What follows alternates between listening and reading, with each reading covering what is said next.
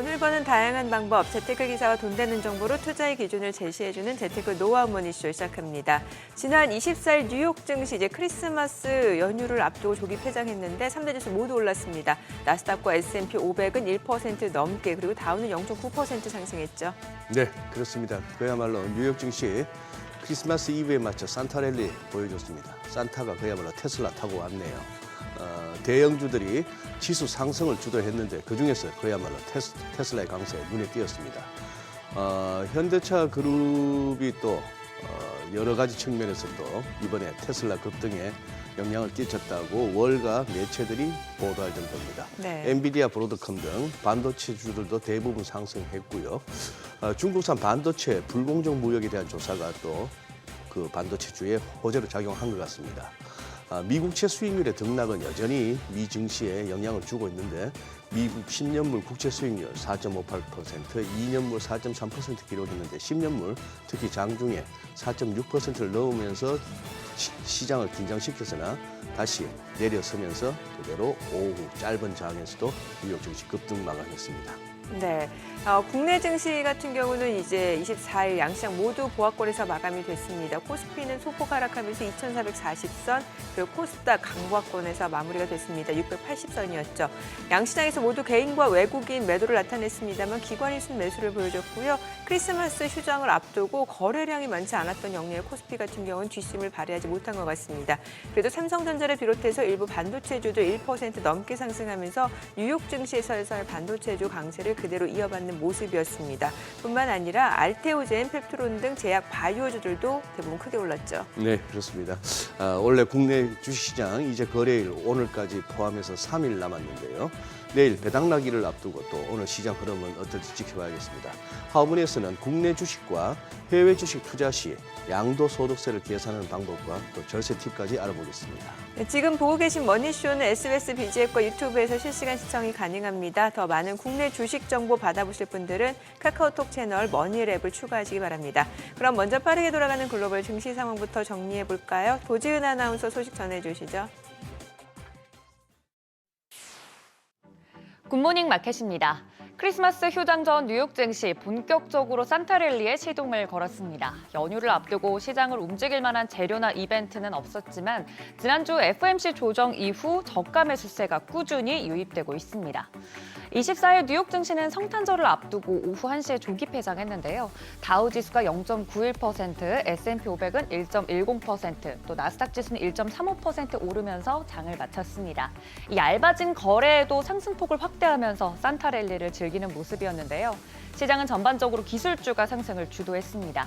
여기에 말씀 주셨던 것처럼 장 후반 상승하던 국채 수익률도 하락으로 전환이 되면서 지수 상승폭이 더 확대되면서 마감했습니다. 대부분의 종목이 상승한 가운데 특히 상승세가 강했던 쪽 위주로 정리를 해보도록 하겠습니다. 크게 테슬라, 금융주, 그리고 소비 관련 종목들의 강세가 눈에 띄었는데요. 우선 테슬라, 현대차가 테슬라의 북미 충전 표준으로 전기차 기본 충전 기술을 전환한다는 소식이 전해졌습니다. 2024년 4분기부터 현대차의 모든 전기차는 무료로 제공되는 NACS 충전 커넥터와 함께 판매가 진행될 예정인데요.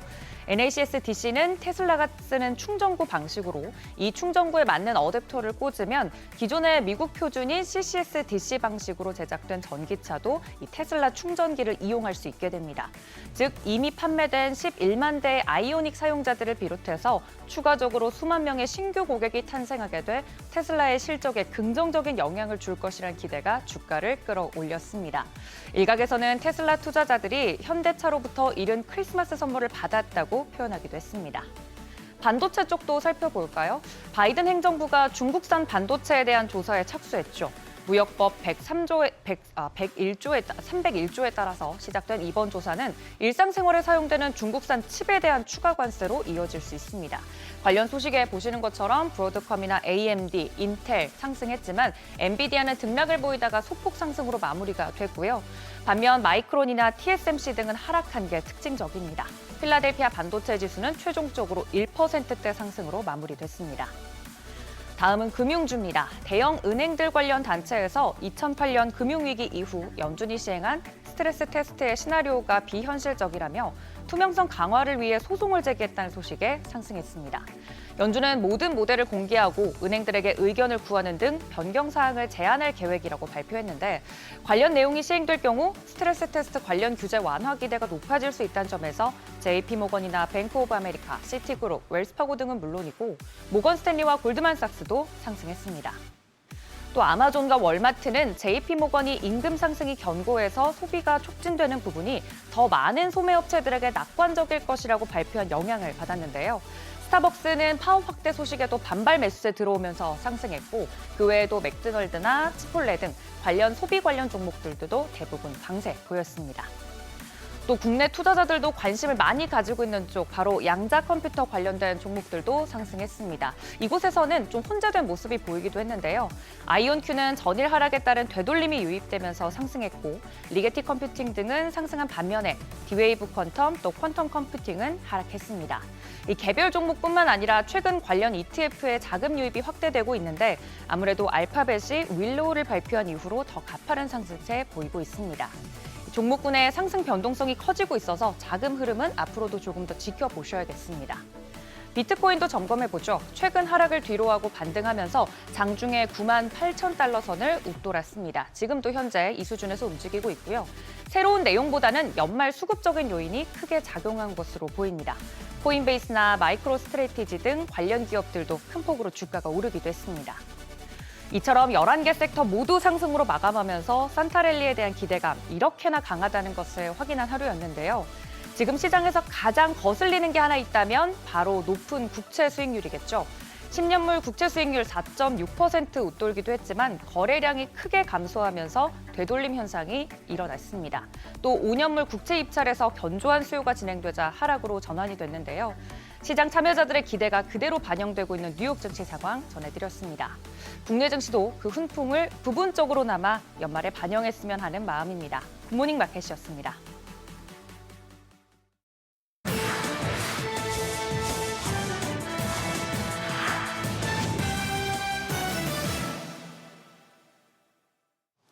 트럼프 당선인의 취임식이 한 달도 남지 않은 상황에서 기업들이 이른바 줄대기에 열을 올리고 있습니다. 취임식 행사 기부금만 바이든 정부 때 3배 수준에 달하는데요. 최근 토요타가 $100만 내놓기로 했고 현재까지 뱅크 오브 아메리카부터 포드, 코인데스크 등 다양한 업계에서 기부 릴레이가 이어지고 있고요. 트럼프와 불편한 관계를 이어오던 메타의 수장 마크 저커버그, 제프 베이조스 아마존 창업자도 자세를 낮추고 손을 내밀었습니다. 기부 약속 외에도 직접 트럼프 당선인을 만나는 등 적극적인 행보를 보이는 기업들도 있습니다. 애플의 팀 쿡 CEO는 말어라고 자택을 찾아 만찬을 함께했고요. 해외 기업 중에서는 소프트뱅크 그룹의 손정희 회장이 트럼프와 함께 기자회견을 갖고 $1,000억 규모의 초대형 투자 계획을 밝히기도 했습니다. 국내 기업인 중에서는 최근 정용진 신세계그룹 회장이 트럼프와 만난 것을 제외하면 뚜렷한 움직임이 포착되지 않고 있고요. 격변의 시기를 앞두고 트럼프 2기 출범 대응에 바삐 움직이는 모습입니다. 세계 최대 파운드리 업체 대만 TSMC가 최고의 한 해를 보냈습니다.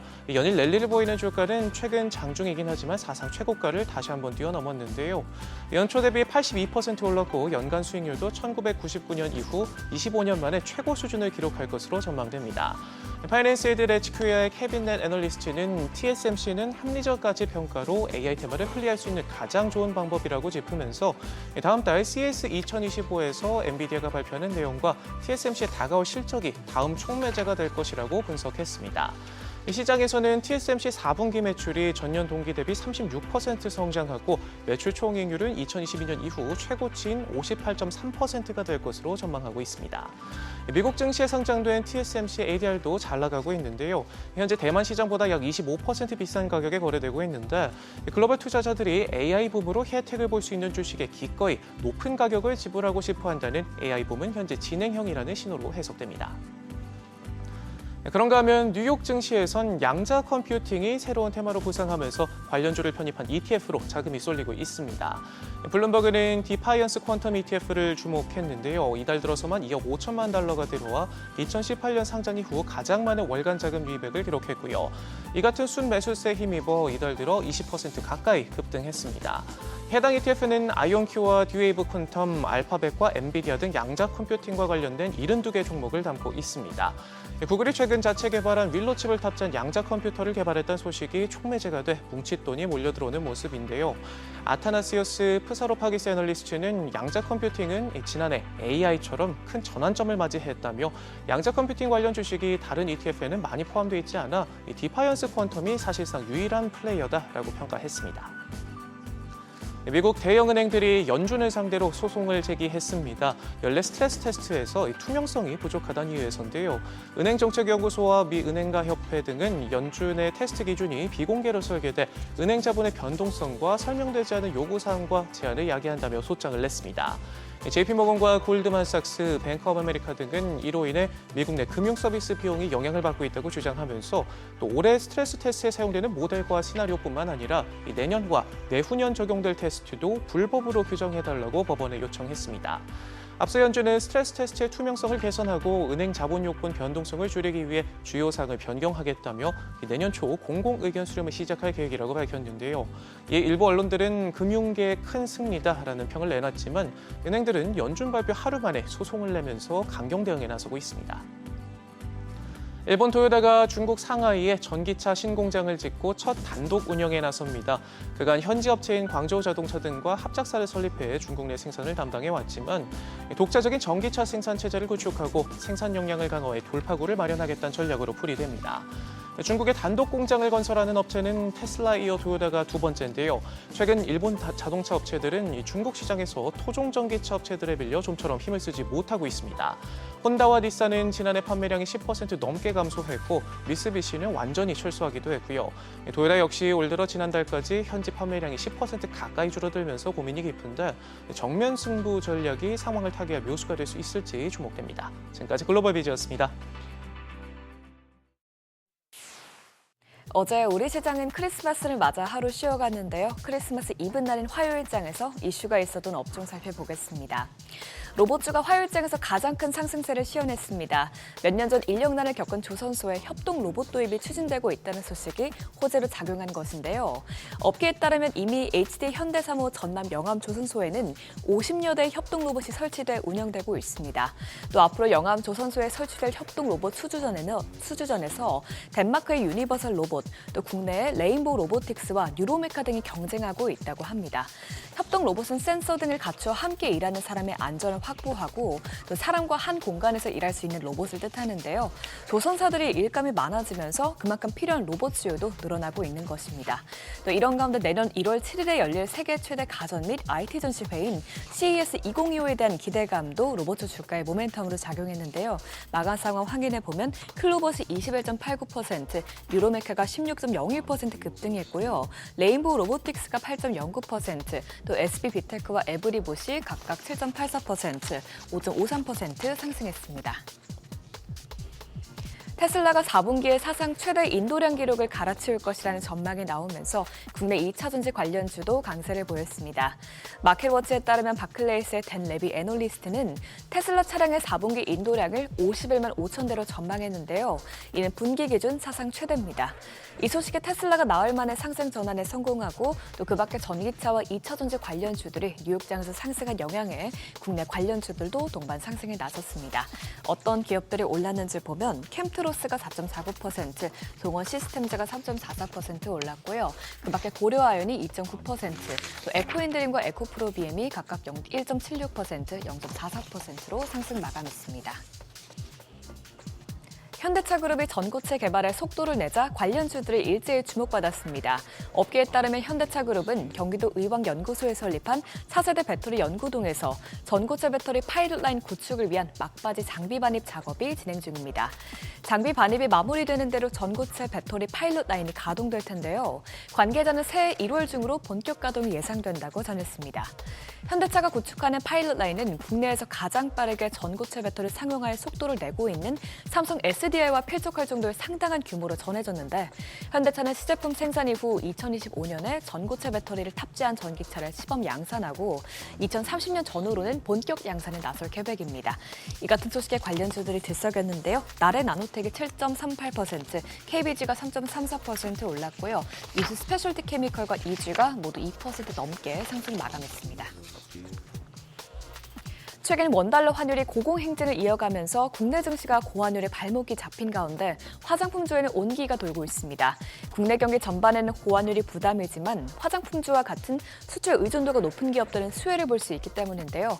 IBK 투자증권연구원은 현재는 환율 상승으로 오히려 수출 중심 기업들이 상대적으로 안전할 수 있는 상황이 됐다고 말했습니다. 또 화장품 수출 규모 역시 지속적으로 늘어나고 있는 것도 모멘텀으로 작용했는데 식품의약품 안전처에 따르면 올해 1월부터 11월까지 한국 화장품 수출 규모는 93억 달러로 역대 최대였던 2021년 전체 수출액을 뛰어넘겼습니다. 이 같은 소식에 관련주들이 상승했는데요. 현대바이오가 7.45%, 셀로맥스 사이언스가 5.83%로 상승했고요. APR이 5.71% 올랐습니다. 또 그 밖에 클리오와 라파스가 4% 상승세를 기록했습니다. 지금까지 화요일장 이슈 살펴봤습니다.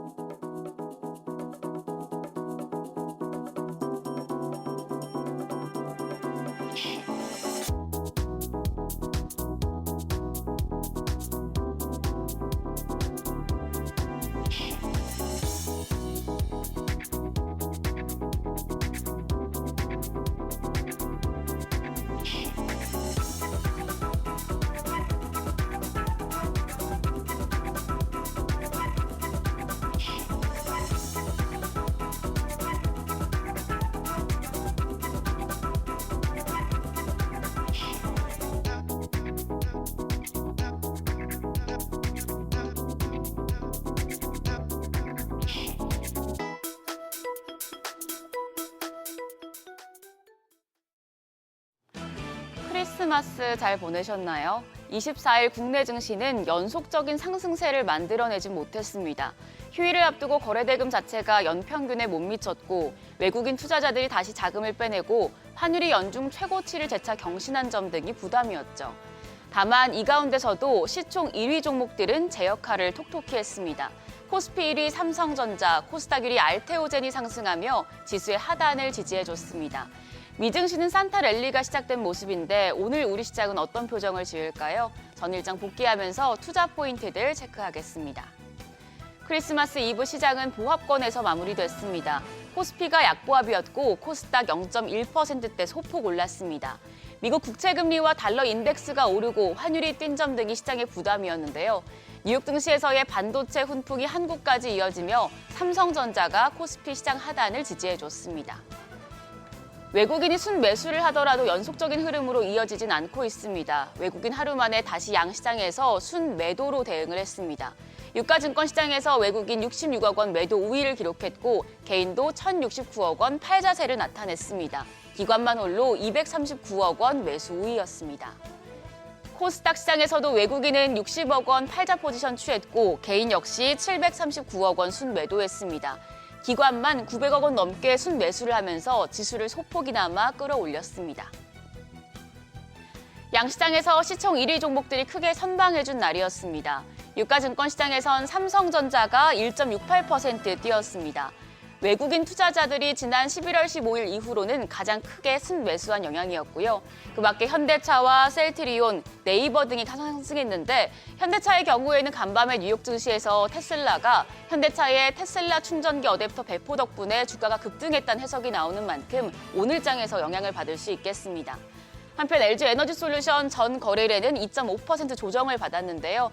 테슬라 상승에 따라서 오늘은 반등할 수 있을지도 체크하시죠. 코스닥 시장에서도 1위인 알테오젠이 6.86% 급등하면서 지수 상승 기여도가 컸습니다. 더불어서 리가켄바이오도 6.17% 추가 상승에 성공한 모습이었고요. 클래시스와 리노공업이 3% 가까이 올랐고 로봇 대장주인 레인보우 로보틱스, 조선업의 인건비 절감으로 로봇 쪽이 주목받으면서 8%대 상승세 시현했습니다. 환율 보시죠.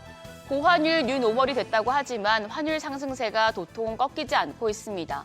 환율은 전 거래일 정규장 마감 시간 달러 기준 4원 40전 오르면서 1,456원 40전에 거래를 마쳤습니다. 재차 연고점을 경신했고 글로벌 금융위기였던 2009년 3월 이후에 최고치입니다. 연준의 매파적인 금리 인하 기조와 국내 정치 불안이 지속된 결과로 풀이되는데요. 이후 환율은 야간 거래에서 1,460원대까지 오를 정도로 출렁이다가 오늘 새벽 역외 환율 1,456원 90전으로 소폭 내렸는데요. 이제는 1,460원대까지 바라보고 대응하셔야겠습니다. 오늘은 배당 관련 리포트 가져왔습니다. 12월 26일 오늘까지 배당주를 매수하셔야 배당금을 받을 수 있습니다. 유한타증권에서 연말 배당을 받을 수 있는 종목들을 정리했습니다. 배당액을 확정한 종목은 내일 배당 락이 불가피하기 때문에 체크해 두셔야겠는데요. 다만 유한타증권은 연말 배당을 그대로 하는 종목 중에서 주당 배당금이 상향 조정된 종목들은 배당락을 감내할 만하다고 조언했습니다. 배당 DPS를 상향한 종목들 제시했는데요. 삼성증권과 제일기획, OCI홀딩스, TKG 휴캠스, 삼성생명, 하늘시멘트, 하이트진로, 코롱인더, 한전 KPS, S1 등의 종목들입니다. 연말 배당 관심 있는 투자자분들이라면 해당하는 종목들도 한 번씩 확인하시죠. 오늘 일정 체크하겠습니다. 중국과 홍콩, 유럽 증시가 휴장하는 가운데 방금 말씀드린 것처럼 오늘이 12월 결산법인 배당 기준일이라 배당 받으시려면 오늘까지 주식을 매수하셔야겠고요. 오늘 넷플릭스 오징어 게임 2가 전 세계에 공개됩니다. 앞서 흥행 기대감에 관련주들이 상승 흐름 보이기도 했었는데요. 엔터와 영화 관련주들 체크해 두시고요. 오늘은 소화기 내시경 시술기구 전문 기업인 파인메딕스가 코스닥 시장에 상장합니다. 새내기주 주가 추이도 지켜보시죠. 한편 전 거래일 시간외 거래에서는 자율주행 관련주가 강했습니다. 도널드 트럼프 미국 대통령 당선인이 내년 집권 후에 자율주행 관련 기술 규제를 완화할 것이란 전망이 나오면서 자율주행주에 관심이 쏠리고 있는데요. 특히 간밤에 테슬라가 7% 강세를 기록했기 때문에 오늘 테슬라와 연관지어서 자율주행 관련주들 상승세 이어갈 수 있을지도 지켜보셔야겠습니다. 간밤 뉴욕 증시 모두 1% 안팎의 강세를 보이면서 산타 랠리를 펼쳤죠. 증시 상승이라는 선물을 실은 산타가 우리나라만 피해서 미국으로 갔다는 말도 나오는데 우리 시장 시총 1위 종목들이 산타 대신 선물을 가져다 줄지 아니면 고환율 속에 오늘 시장 부진한 흐름 나타낼지 시장 분위기 지켜보셔야겠습니다. 지금까지 어제장 오늘장이었습니다.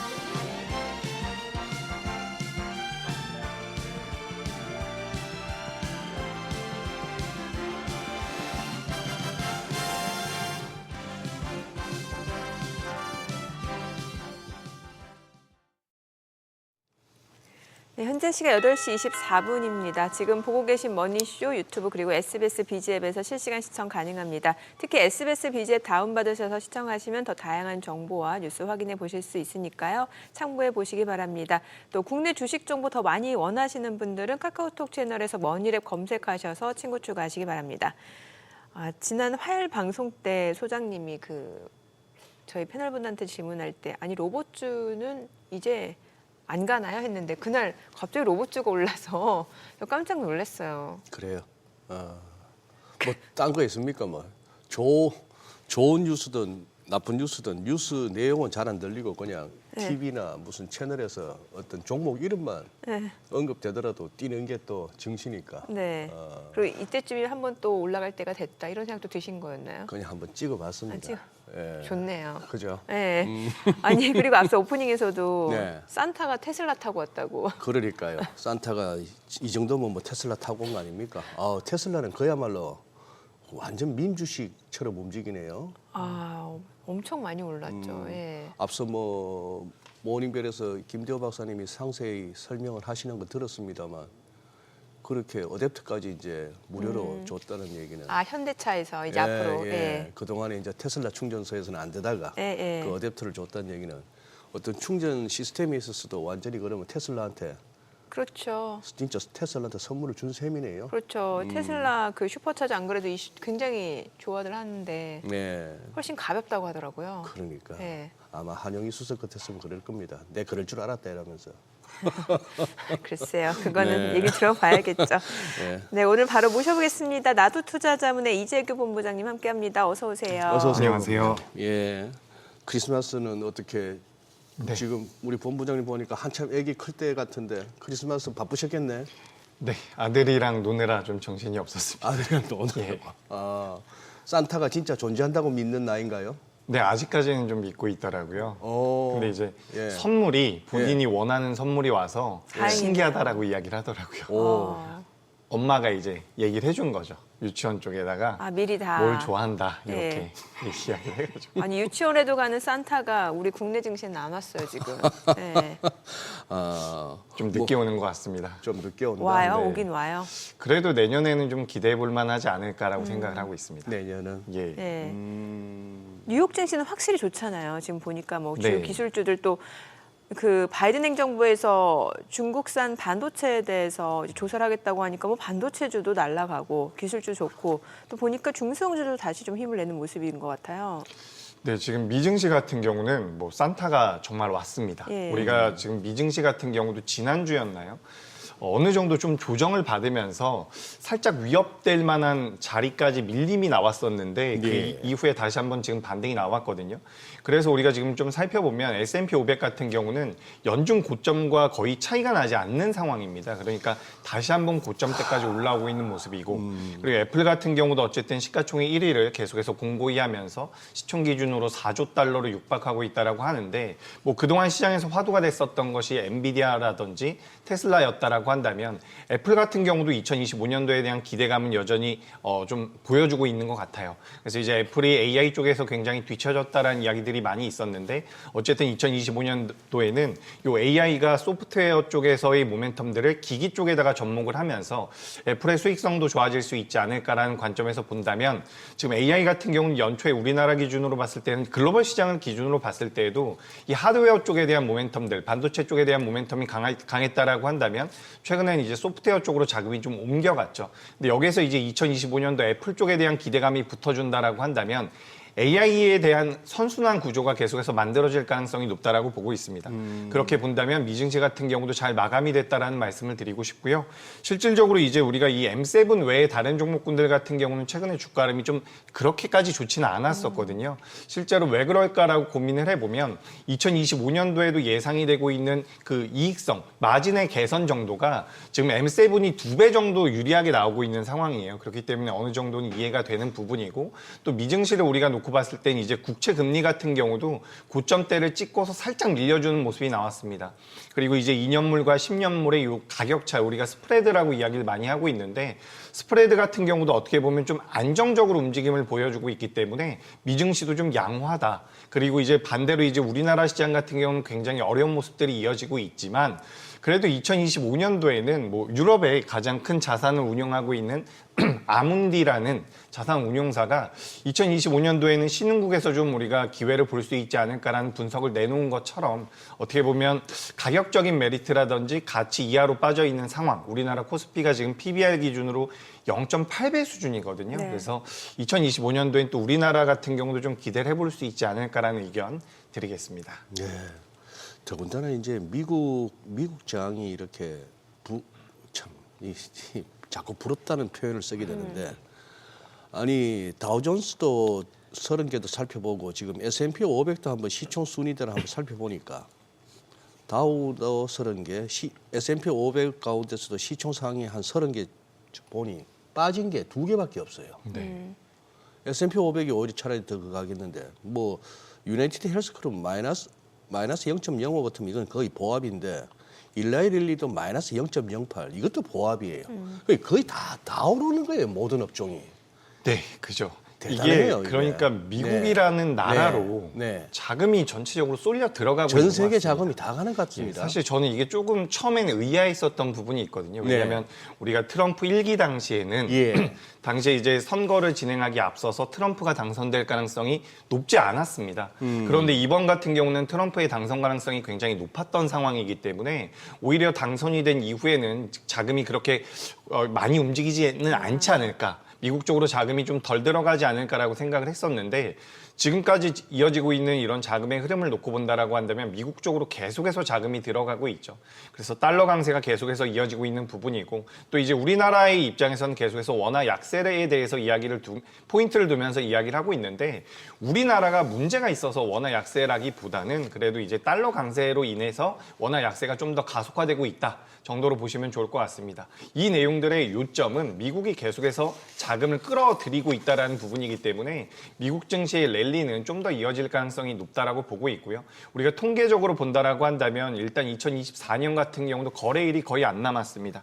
지금 보니까 한 3거래일 정도 남은 것 같네요. 오늘까지 포함을 해가지고. 그래서 우리가 이제 2025년도를 좀 고민해 볼 필요가 있는데 우리가 이제 통계적으로 봤을 때 미국 증시의 경우에는 1월 달에 강세를 보였었던 경우에는 연간 기준으로 약 18% 정도 시장이 올라왔었던 그런 이력이 있다라고 합니다. 그런 통계가 있다라고 해요. 그래서 1월 달에 미증시가 만약에 강세를 보인다라고 한다면 연간 기준으로 좀 더 긍정적인 모습이 나올 가능성이 있다라는 말씀을 드리고 반대로 1월 달에 밀림이 나왔을 때는 연간 기준으로도 약세를 보였었던 경우가 많다라고 합니다. 그래서 이런 부분들까지 우리가 좀 체크를 해볼 필요가 있는데 가장 중요한 건 트럼프가 이제 1월 달에 취임을 하게 되죠. 그래서 취임을 하면서 행정명령을 10개 정도를 내놓을 것이다라는 분석이 나오고 취임 있는데 첫날. 네, 맞습니다. 예. 그래서 그렇게 되면 그 부분에 대해서 시장이 이미 선반영을 했을지 아니면 그 이후에 다시 한번 반영이 될지 여부에 따라서 이런 부분들도 계속해서 좀 체크할 필요는 있지 않을까라는 말씀 드리겠습니다. 네, 그 10개의 행정명령이 증시에 구체로 어떤 영향을 줄 수 있을까요? 네, 일단 우리나라의 예. 우리나라의 좀 기준으로 말씀드려보자면 일단 전기차죠. 전기차나 관세. 전반적인 글로벌 시장에서는 관세에 대한 부분인데 사실 관세 같은 경우는 어떤 특정 국가를 찍어서 하는 것은 아니다라고 생각을 하고 있습니다. 우리가 이제 뭐 본론적으로 말씀드려보자면 미국이 계속해서 중국을 규제하고 있는 부분이죠.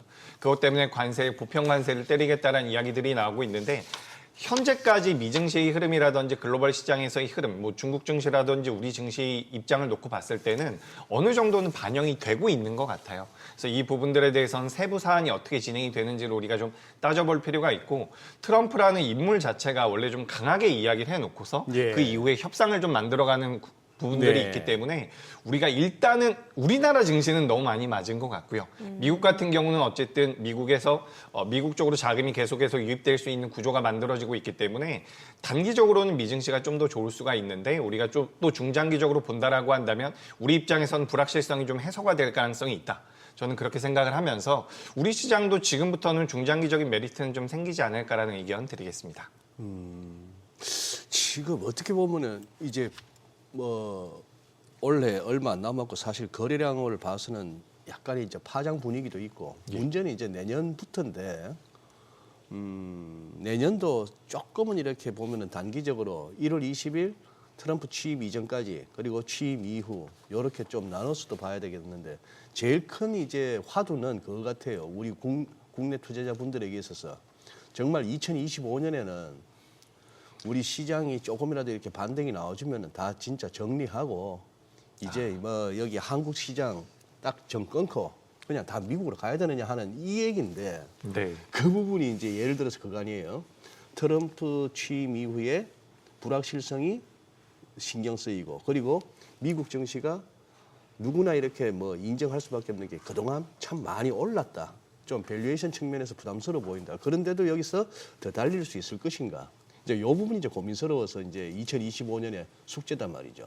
우리 본부장님 지금 여기서 쉽게 말해서 지금이라도 아니면 해 바뀌면은 될 수 있는 대로 기회 주면 한국 정치 정리하고 미국 건너가자. 이 명제에 대해서 어떻게 대응하세요?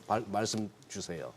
일단 우리나라 시장이 만만치 않다라는 얘기는 저도 공감을 하고 있어요. 공감하시고. 오늘 네. 올해도 굉장히 힘들었고요. 그리고 지금 매크로적인 부분이죠. 우리가 사실 개인 투자자분들 같은 경우는 종목 위주로 많이 보시지만 지금 우리나라 같은 경우 환율이 문제라고 볼 수가 있거든요. 그러니까 환율이 많이 올라오다 보니까 외국인들 입장에서는 환차손에 대한 우려가 있을 수가 있습니다. 그렇기 때문에 자금이 쉽게 들어오지 않는데 만약에 여기서 환율의 상단부가 어느 정도 제한이 된다라는 분석이 나오거나 환율이 어느 정도 안정화된다라고 한다면 외국인들 입장에서는 그때는 오히려 매수의 기회가 될 가능성이 저는 있다라고 보고 있습니다. 매력적인 시장이 될 수 있다. 매력적인 시장이 될 수 있다라고 보고 있고 앞서서도 잠시 말씀드렸지만 우리가 지금 코스피 기준으로 했을 때 PBR이 0.8배 정도가 나오거든요. 8~5배 정도가 나오고 있는 것 같은데 이제 이게 무슨 의미가 있나라고 생각하시는 분들도 계실 것 같아요. 하지만 증시라는 것이 굉장히 오랫동안 진행이 됐었고 그런 오랫동안 진행이 됐었던 증시의 역사 기준으로 봤을 때는 0.8배 수준에서는 반등이 나왔었던 경우가 굉장히 많다라는 거죠. 그리고 이제 주식 투자를 오래전부터 하지 않으신 분들, 뭐 특히나 이제 코로나 전후로 주식 투자를 처음 시작하신 분들 같은 경우는 미증시가 굉장히 좋다라는 생각을 하세요. 그것도 맞고요. 하지만 우리가 과거의 이력을 놓고 본다라고 한다면 선진국의 증시가 좋았었던 시기가 있고요. 반대로 이제 신흥국의 증시가 좋았었던 시기가 있거든요.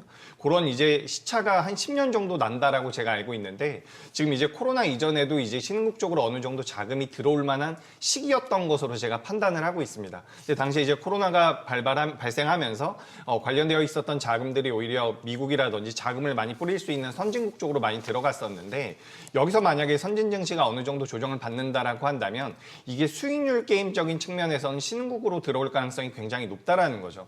그렇기 때문에 저는 지금 당장에도 미증시 같은 경우는 상승 여력이 남아있다라고 보고 있어요. 지금 우리가 뭐 예상이 됐었던 PER 기준으로 봤을 때도 M7 같은 경우는 최고점 대비해서 지금 20% 최고점과 비교를 해봤을 때 지금부터 20% 정도의 상승 여력이 있는 것으로 제가 판단을 하고 있는데 그런 것들을 고려해 본다라면 미증시 역시 지금도 매력적이지만 우리나라 시장 같은 경우는 저가의 매력이 있다라는 부분이죠. 그래서 우리나라 시장으로 일단 자금이 좀 유입이 돼야 되는데 가장 중요한 거는 환율이 좀 안정이 돼야 된다라는 부분이고 여기서 일단 구조적으로는 환율이 안정되긴 좀 어렵습니다. 왜냐하면 뭐 위안화 약세가 이어질 가능성이 높고요. 유로화 같은 경우도 약세를 보여주고 있기 때문에 우리나라 원화 가치가 갑자기 강해질 가능성은 좀 낮은데 여기서 우리가 좀 포인트를 둘 부분이 뭐냐면 아마 1월 달에 일본에서 금리 인상을 할 가능성이 높습니다. 일본에서 금리 인상을 하면서 달러 인덱스가 어느 정도 꺾여준다라고 한다면 이런 부분들 같은 경우는 우리나라에도 긍정적인 영향을 미칠 가능성이 있거든요. 그러니까 환율이 강하게 치솟지만 않으면 될 거라고 저는 생각을 하고 있는 게 이 상승폭 자체가 좀 제한이 되면서 변동성이 줄어들면 외국인들 입장에선 더 이상 환율이 튀지 않을 수도 있겠구나라는 관점에서 우리나라 시장이 좀 매력적일 가능성이 있다는 거죠. 전체적으로 좀 정리를 드려보자면 미증시 같은 경우도 상승 여력이 있지만 우리나라 같은 경우도 환시장이 좀 안정화가 된다라고 한다면 그동안 시장의 그런 통계적인 결과물들을 봤을 때 우리나라 시장 같은 경우도 2025년도에는 반등이 좀 나올 수 있지 않을까 저는 이렇게 의견 드리겠습니다. 참 질문을 해놓고 나서도 좀 무서운 게 예를 들어서 내년에 우리 뭐 국내 투자하시는 분들이 한국 비중 확 줄이고 미국으로 간다 했는데 이게 또 한 뭐 짧게는 1, 2년 길게는 한 3년, 5년짜리의 이 사이클에서의 변곡점 같으면 이때 이거 고생을 자초하는 거 아닙니까?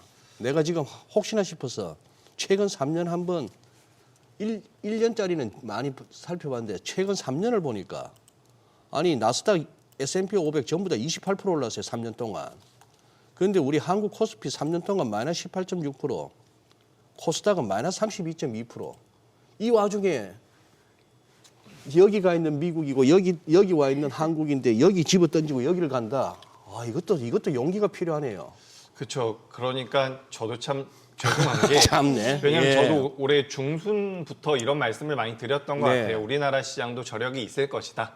우리나라 시장 같은 경우도 어쨌든 AI라는 빅트렌드에 맞게끔 삼성전자나 SK하이닉스를 보유하고 있기 때문에 이 정도 밀림이 나왔거나 이 정도 상대적인 약세를 보였다라고 한다면 올라올 수 있을 것이다라는 말씀을 많이 드려왔었거든요. 예. 근데 최근에 보면은 저조차도 그렇게 말씀드렸었던 저조차도 우리나라 시장에 대해서 살짝은 보수적인 관점을 갖게 되는데 제가 그런 생각을 가지면 낮을수록 우리나라 시장이 저점이 나오지 않았나 저는 아하. 그런 생각을 하고 있습니다. 그러니까 지금 우리가 이렇게 좀 생각을 하시면 좋을 것 같아요. 우리나라 기업들 같은 경우는 지금부터 상승할 수 있는 기대 수익률이 미증시보다는 좀 더 높지 않을까 저는 그렇게 생각을 하고 있거든요. 그러니까 미증시 같은 경우는 말씀하셨던 것처럼 지금 주가가 어느 정도 올라와 있는 상태이기 때문에 여기서 꺾여버린다라고 한다면 리스크 관리가 좀 안 될 가능성도 있거든요.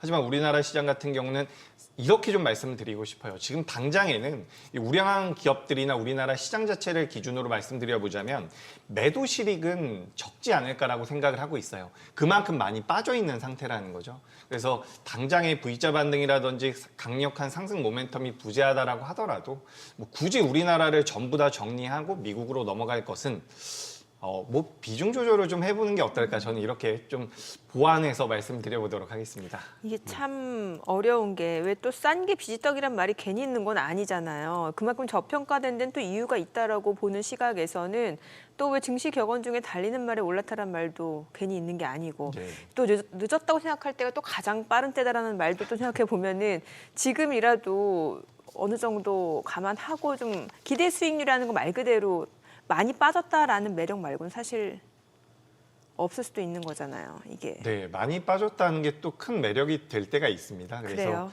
제가 지금 우리가 시장의 흐름을 놓고 보면 미증시가 워낙 강하다 보니까 신흥국 쪽으로 자금이 안 들어와요. 그래서 최근에 우리 시장도 보면 거래 대금이 많이 줄어들어 있죠. 그래서 유동성이 부족한 상태인데 어느 정도 좀 자금이 넘어와 준다면 저는 그래도 우리나라 시장이 좀 더 매력적일 수 있지 않을까. 그러니까 미증시 같은 경우도 사실 규모가 작은 기업들 같은 경우는 주가 흐름이 다 좋지는 않거든요. 그래서 M7 쪽 그러니까 이게 참 소외감을 많이 느낄 수밖에 없는 게 미국에서 강세를 보이고 있는 종목들이 우리나라 국민이라면 대부분 다 알만한 기업들이 강하기 때문이거든요.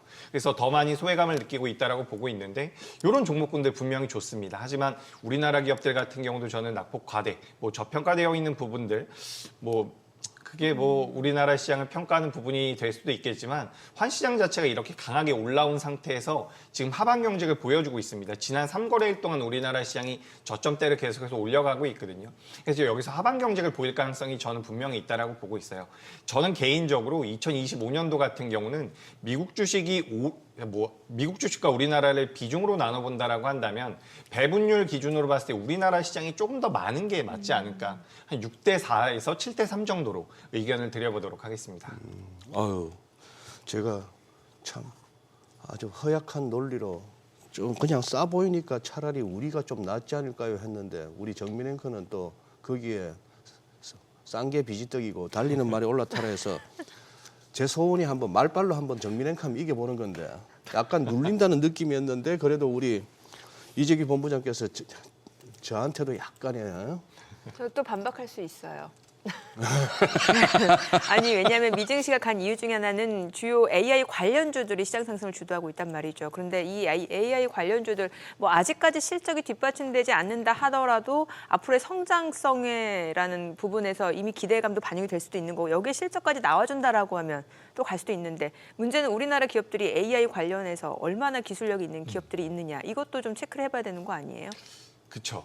맞는 말씀인데 네. 제가 조금 다른 관점에서 말씀을 드려보도록 하겠습니다. 네네. 파이팅! 지금 우리나라에서 가장 큰 캐파를 가지고 있는 게 반도체죠. 네. 그리고 반도체랑 또 하나 있는 게 2차 전지고요. 네. 그리고 제약바이오 같은 경우도 영향력을 많이 보여주고 있는데 우리가 작년에는 2차 전지 관련주들의 주가 흐름이 굉장히 좋았습니다. 그리고 올해 같은 경우는 상반기까지 반도체 관련주들의 주가 흐름이 굉장히 좋았죠. 그리고 그 이후에 하반기에는 제약바이오의 주가 흐름이 굉장히 좋았거든요. 어떻게 보면 이 세 업종이 우리나라를 대표하는 업종이라고 볼 수가 있는데 네. 사실 이 업종들 같은 경우는 강력한 랠리가 한 차례씩 다 나왔습니다. 그렇죠. 그래요. 그러니까 지금 우리가 우리나라 시장에 대해서 지수 자체가 약세를 보이고 있는 것. 특히 지금 삼성전자 같은 경우도 제가 얼마 전에 자료를 보니까 2025 올해 외국인들이 우리나라 시장에서 매도를 많이 했다라고 하는데 삼성전자를 빼고 보면 네. 12조 정도 매수를 했다라고 해요. 전반적으로. 그 역으로 삼성전자 주주 입장에서는 좀 현실이 좀 그렇네요. 그죠. 삼성전자는 좀 안타까운 부분이 있습니다. 삼성전자에서 엄청나게 매도를 했다는 얘기잖아요. 그죠. 삼성전자를 매도했고 그 외의 종목군들은 매수를 했다라는 부분이거든요.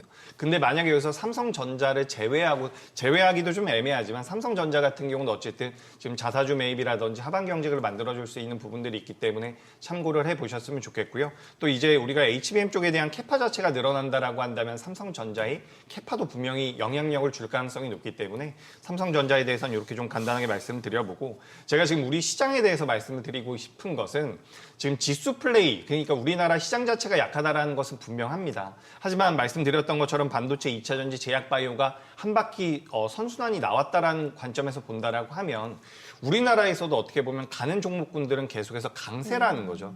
그렇기 때문에 우리가 지금 미국의 종목군들 굉장히 좋은 모습들, M7들이 굉장히 좋은 모습 보이고 있지만 우리나라 기업들 중에서도 몇몇 업종들 같은 경우는 그를 능가하는 상승률을 보여주고 있거든요. 제가 11월 달, 10월 달 기준으로 봤을 때 전 세계에서 가장 높은 ETF 상승률을 보였던 게 네. 우리나라 방산 ETF였습니다. 방산. 전 세계에서. 예, 맞습니다. 그러니까 오. 지금은 방산주들이 많이 네, 조정을 받고 네. 있지만 제가 이걸 어떤 맥락에서 말씀드리는 거냐면 반도체, 2차 전지 그리고 이렇게 방산같이 업종에 대한 메리트들은 우리나라 시장도 분명히 있다라는 거죠.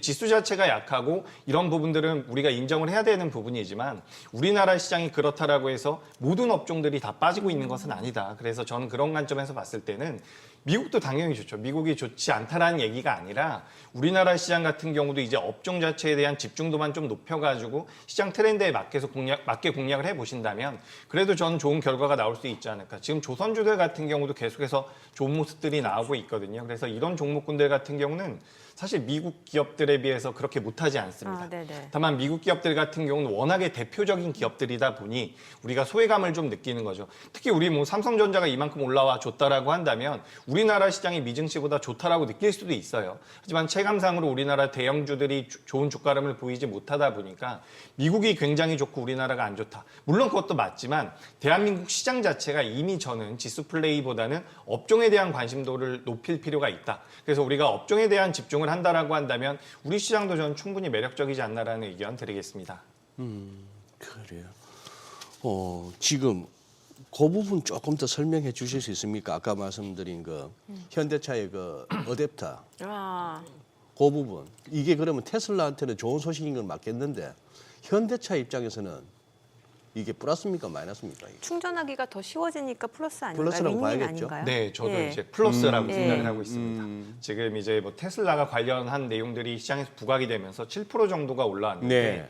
어쨌든 현대차를 이제 잠재 고객으로 만들 수 있다라는 거죠. 11만 대 정도가 잠재 고객이 될 것이다. 이런 분석들이 나오면서 테슬라가 많이 올라왔고요. 그리고 이제 반대로 이제 우리나라 입장에서는 현대차를 좀 볼 필요가 있는데 현대기아를 볼 필요가 있는데 이 역시 미국 쪽에서 지금 충전소 캐파 자체가 테슬라가 굉장히 크거든요.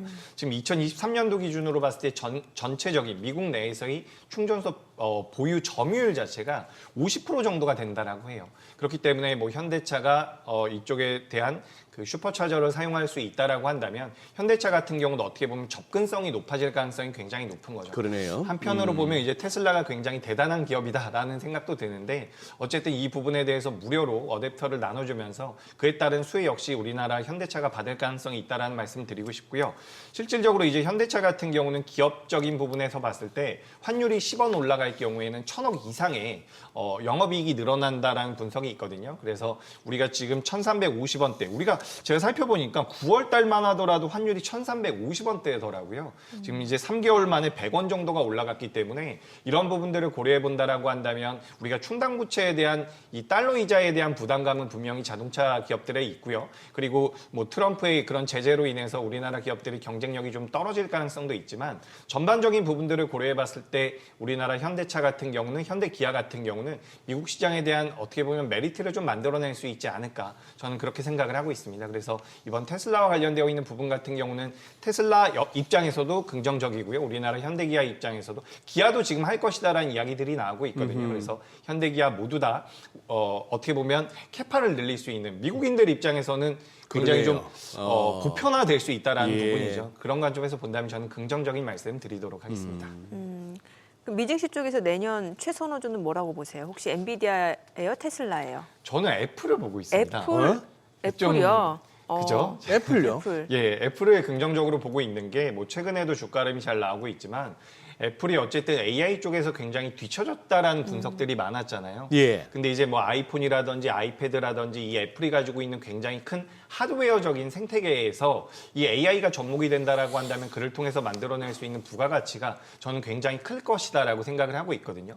그러니까 매출을 만들어낼 수 있는 캐파를 가지고 있다라고 저는 생각을 하고 있어요. 그래서 앞서서도 제가 서두에 이런 말씀을 드렸잖아요. 지금 반도체라든지 AI라는 게 굉장히 큰 화두가 될 수밖에 없는 게 상반기 때는 뭐 공장 증설이라든지 데이터 센터를 만들기 위해서 하드웨어가 필요했었던 부분이죠. 그래서 HBM 쪽에 대한 모멘텀들이 붙었었고 그 다음에는 그 HBM을 이용해서 그 AI를 이용해서 부가가치를 만들어낼 수 있는 소프트웨어 기업들이 움직였다라고 한다면 지금 여기서 끝나는 게 아니라는 거죠. 그 다음 화두는 온디바이스 AI가 될 가능성이 높고 어허. 아이폰이라든지 아이패드 쪽에 대한 모멘텀들이 붙어준다라고 한다면 AI를 통해 가지고 계속해서 캐파가 확장될 가능성이 높다라는 겁니다. 그래서 그런 관점에서 본다라고 한다면 저는 애플 같은 경우도 메리트가 있다라고 생각을 하고 있고 여기서 이제 우리나라 반도체 기업들이나 소프트웨어 기업들 같은 경우는 사실 미국 기업들이 훨씬 더 앞서 나가고 있죠. 그래서 우리가 하드웨어 쪽 같은 경우는 우리나라 뭐 삼성전자나 SK하이닉스, 특히 SK하이닉스가 좀 더 매력적이지 않나라는 말씀 드리고 싶고요.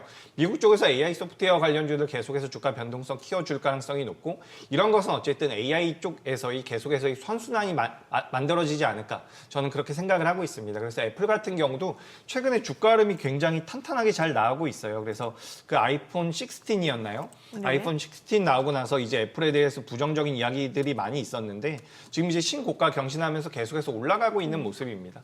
그래서 지난 화요일에도 종가가 고가로 마감이 됐는데 2025년도에 이제 애플도 우리가 좀 체크를 해볼 필요가 있지 않을까. 네. 그래서 올해 들어서 엔비디아가 180% 정도가 올라왔고요. 그리고 테슬라가 한 80% 정도가 올라왔거든요. 애플 같은 경우는 상대적으로 못한 모습을 보이다가 올해 연말 들어서 좀 올라오고 있는데 내년에는 그래도 좀 기대해 볼 수 있지 않을까 저는 이렇게 의견 드리겠습니다. 알겠습니다. 자, 지금 시각 8시 52분 향해 갑니다. 오늘 양시장 예상 체결지수 확인해 보겠습니다. 오늘 코스피 0.6% 상승 예상되고요. 지금 예상 체결지수 2,455포인트입니다. 사실 지난 화요일 날 이제 코스피가 간신히 2,440선을 좀 지켜낸 모습이었는데 오늘은 그래도 또 상승이 예상되는 시장 분위기고요. 코스닥 0.5% 상승 예상됩니다. 예상 체결지수 683포인트입니다. 시가총액 상위 종목 예상 체결가 보도록 하겠습니다. 오늘 삼성전자 지금 호가에서 0.5% 상승 예상되고요. 54,700원으로 집계가 되고 있습니다. SK하이닉스 강보합 출발 예상되죠. LG에너지솔루션은 0.8% 하락 예상되고요. 호가는 347,000원. 삼성바이오로직스가 보합 예상되고요. 현대차가 0.4% 하락 예상됩니다. 호가는 215,500원. 기아는 0.9% 상승 예상되네요. 호가가 101,600원. 셀트리온 보합 예상되고요. 삼성전자 우선주가 0.3% 하락 예상됩니다. KB금융 0.8% 오름세 예상되고요. 호가가 87,100원, 네이버도 상승 출발 예상됩니다. 예상 체결가 204,500원으로 집계가 됩니다. 코스닥 시가총액 상위 종목 예상 체결가 보겠습니다. 알테오젠 오늘 1% 상승 예상됩니다. 지난 화요일에 6% 강세를 보이면서 오랜만에 좀 반등을 보여줬는데 오늘도 추가적으로 반등 흐름 이어갈 걸로 보여지죠. 호가는 299,000원. 에코프로비엠도 소폭 상승 예상됩니다. 호가는 115,600원. HLB 에코프로 지금 호가에서 아직까지 큰 움직임 나타나지 않고 있고 리가캠바이오가 1.2% 상승 예상됩니다. 호가는 104,600원으로 집계가 되고 있고요. 리가캠바이오 최근에 또 2거래일 연속 상승세를 이어온 상황이죠. 휴젤이 0.8% 상승 예상되고요. 호가는 282,000원, 삼천당제약 소폭 상승 예상됩니다. 예상 체결가 141,400원. 클래시스도 상승 예상되고 호가는 55,500원. 리노공업이 오늘 2% 강세가 예상됩니다. 예상 체결가 204,000원이고 최근 주가는 굉장히 좋았죠. 꾸준하게 상승세를 이어갈 걸로 예상되고 있고요. 신성 델타테크도 1.8% 상승 예상됩니다. 호가는 104,000원으로 집계가 됩니다. 자, 이제 개장까지 6분여가량 남았는데요. 오늘 양시장 지금 호가 분위기 그래도 좀 괜찮아 보이네요. 예. 네. 예. 우리도 좀 늦게라도 좀 오셔야지 산타. 산타요? 예. 예. 그리고 뭐 조금 글쎄요. 뭐 더 드리고 싶은 말씀이 있지만 뭐 경제 채널인 만큼 그냥 넘어가야죠. 예. 네, 어떤 아니 이렇게 이 전국과 관련한 뉴스가 하루하루 다르고 시시각각 달라집니다. 네네. 그 결이 막 달라지고 색깔이 막 달라져서 예. 그리고 또 원래 정치하고 경제가 뗄래뗄 수 없는 관계니까 그래요. 또 이쪽은 영향을 진짜 줄 수밖에 생물인가 없죠. 봐요. 예. 네. 근데 오늘 뭐 저는 이 정도는 가주는 게 맞다고 봅니다. 예. 오늘 또 우리 색깔로 힘을 보탰잖아요. 버건디. 네, 예. 네, 예. 네. 그래요. 아니 한국 좋아지는 게 나쁠 거 없잖아. 네. 이제 가장 좋은 건 제 포트폴리오 종목이 올라가는 거고. 그렇죠. 예, 장중 고점이 종가였으면 좋겠고 그런 거 음. 있죠. 그래요. 정치, 네. 경제, 사회, 문화. 경제, 사회, 문화, 정치라고는 한 번도 안 들어보고 늘 네. 정치가 앞에 왔는데 참 잘 됐으면 좋겠는데요. 네. 아니 이제 그 반도체 쪽 여쭤보고 싶은 게 지금 뭐 브로드컴도 그렇고 엔비디아도 그렇고 다시 좀 올라가고 있는 상황이고 네. 이게 바이든 행정부가 이제 중국산 그 레거시 반도체에 대해서 좀 조사를 하겠다. 이게 이제 반도체 쪽 호재로 인식이 되는 것 같은데 우리나라 기업들 어때요? 그럼 좀 반사익도 좀 기대해 볼 수 있는 거예요? 어떨까요? 그렇죠. 아무래도 예. 우리가 레거시 제품들 예. 같은 경우는 중국에서 공급을 너무 많이 하면서 최근에 뭐 가격이 많이 빠졌죠. 그리고 내년 상반기까지도 뭐 반등이 좀 어려울 것이다라는 분석들이 있는데 우리나라 지금 보니까 중국의 창신 메모리 같은 경우 이제 DDR5까지 네. 양산을 하겠다라고 이야기가 나왔거든요. 근데 DDR5 쪽에 대한 수율이 20% 정도로 지금 체크가 되고 있어요. 네. 그렇다라고 한다면 일단 DDR4 쪽에 대해서는 점유율을 좀 내준다라고 하더라도 미국에서 그거에 대한 규제를 해준다면 다시 한번 가격이 좀 반등을 할 수 있지 않을까 저는 그렇게 생각을 하고 있고 전반적으로 이제 삼성전자와 SK하이닉스 같은 경우는 레거시 쪽에 대한 모멘텀들이 내년 중후반부부터 나아질 것이다라는 분석들이 좀 있거든요. 주가 흐름 같은 경우는 6개월 정도 선행하는 부분들이 있기 때문에 지금부터는 어느 정도 하반기 경직을 보일 수 있지 않을까라고 생각을 하고 있습니다. 다만 시장의 전반적인 트렌드를 보면서 매매를 한다라고 한다면 AI와 관련되어 있는 HBM 쪽에 대한 모멘텀들을 가져가고 있는 뭐 SK하이닉스가 여전히 좀 매력적이지 않나라고 네. 말씀드리고 싶고요. 뭐 최근에 브로드컴 주가 흐름 굉장히 견조했는데 어쨌든 우리가 이 커스텀 반도체 시장이 커진다라는 것은 HBM 쪽에 대한 수요가 동시다발적으로 늘어날 수 있다는 부분입니다. 그래서 지금 SK하이닉스 같은 경우도 물량이 충분히 나오지 않고 있는 상황이기 때문에 삼성전자가 조금만 잘해준다라고 한다면 이 캐파 싸움을 나중에 가져갈 가능성이 있지 않을까. 그런 관점에서 보면 저는 반도체 같은 경우도 계속해서 좀 보실 필요가 있다라는 말씀 드려보도록 하겠습니다. 네. LG에너지솔루션 여러 가지 좀 호재들이 있는 상황이죠. 예. 2차 전지 전반적으로도 좀 전략을 세워주세요. 네, 지난주에 지난주가 네. 아니었죠. 이번 화요일 날 네. LG 에너지솔루션뿐만 아니라 2차 전지 관련주들이 좀 반등을 주나 싶었는데 네. 장후반부엔 좀 밀림이 나왔거든요. 그러게요. 그래서 2차 전지 참 쉽지 않다라는 생각이 드는데 결국엔 전 이렇게 좀 보시면 좋을 것 같아요. 지금 보유하고 계신 분들 같은 경우는 지금 당장에 매도하시기에는 좀 어려울 수가 있는데 만약에 비중이 많다라고 한다면 비중을 어느 정도 줄일 필요는 있지 않을까. 2차 전지 쪽은요. 그죠. 그리고 이제 우리가 지금 2차 전지 같은 경우는 결국에는 수요가 개선이 돼야지만 연속적인 반등이 나올 가능성이 높습니다. 단기적인 반등, 낙폭 과대에 따른 반등은 어느 정도 기대해 볼 수가 있지만 우리가 본격적인 반등을 노리기 위해서는 수요단을 좀 체크를 해볼 필요가 있다는 말씀을 드리고 싶고요. 그리고 지금 이제 LG 에너지 솔루션을 딱 찍어서 말씀을 네. 해주셨기 때문에 네. 이제 우리가 이 전력 저장 장치죠. ESS 쪽에 대한 모멘텀들을 좀 생각을 해볼 필요가 있는데 지금 이제 ESS 같은 경우는 일반적으로 배터리에 들어가는 것과는 좀 달라요. 그래서 ESS 시장 같은 경우도 2020년대 초반만 하더라도 ESS라는 그 전력 저장 장치, 이 전력 저장 장치라는 것은 말 그대로 에너지를 좀 저장하는 것이다라고 생각을 하시면 좋은데 요 이제 방식 자체가 있거든요. ESS를 만드는 방식이 있는데 지금 전 세계적으로 ESS의 약 95% 정도가 LFP를 이용한 ESS 장치라고 보시면 좋습니다. 그래서 LFP 쪽에 대한 ESS를 만들 수 있는 기업이 우리나라에서 이제 LG 에너지 솔루션과 삼성 SDI 정도라고 보시면 좋을 것 같아요. 근데 이 두 기업 같은 경우는 전체 매출에서 10%가 안 되는 부분에서 ESS 쪽에 대한 매출이 나오다 보니까 아직까지는 영향력이 덜한데 미국의 테슬라 같은 경우도 ESS 쪽에 대한 투자를 계속해서 진행을 하고 있거든요. 실제로 수익성도 자동차 판매보다 훨씬 빠르게 올라오고 있고 2030년도까지 회사 전체 매출에서 30% 이상을 목표로 하고 있는 것만큼 이 ESS 시장에 대한 어떻게 보면 성장성은 분명하다라고 볼 수가 있을 것 같습니다. 그런 관점에서 본다면 우리나라 배터리 기업들, 특히나 셀사 같은 경우도 ESS 쪽에 대한 투자를 할 수밖에 없는데 지금 LG 에너지 솔루션과 삼성 SDI 같은 경우도 2026년 이후에 네. 본격적인 양산을 목표하고 있거든요. 그 양산을 접근을 할 수 있는 ESS가 바로 LFP를 이용한 네. ESS라고 보시면 좋습니다. 그래서 실질적으로 이제 우리나라 기업들 같은 경우도 2026년도부터 매출이 본격화될 가능성이 높기 때문에 주가 흐름은 내년부터도 좀 개선될 가능성이 높지 않을까. 그래서 우리가 일반적인 배터리보다 충방전을 많이 한다라고 해요. 그래서 이 충방전에 좀 안정적일 수 있는 것이 뭐 인의 함량을 높이는 거라고 하기 때문에 네. 그 인이 들어가고 있는 게 LFP 배터리라고 보시면 좋을 것 같습니다. 그래서 우리가 일반적으로 자동차에 들어가는 배터리를 만드는 우리나라에서 3원계를 잘하잖아요. 근데 ESS 같은 경우는 LFP 쪽이 전 세계적으로 점유율이 95% 정도 나오는 수준이기 때문에 다른 방식으로 접근을 하시는 게 좋을 것 같다. 예. 그리고 이제 우리나라 셀사 같은 경우도 ESS 쪽에 대한 투자를 이어가고 있다는 부분들을 봤을 때 어떻게 보면 투자 포인트가 될 수 있지 않을까 저는 이렇게 생각을 하고 있습니다. LG엔솔하고 삼성 SDI 중에 뭐가 더 매력적이에요? 일단 지금 현재 매출 기준으로 봤을 때는 삼성 SDI가 더 많은 것 같은데 지금 LG 에너지 솔루션이 좀 더 낫지 않을까라고 보고 있는 게 올해 들어서 계속해서 지금 수주가 나오고 있죠. 그 얘기를 그럼 좀 개장하고 조금 더 들어보도록 예, 하겠습니다. 저 오늘 국내 증시를 확인해 보겠습니다. 개장합니다.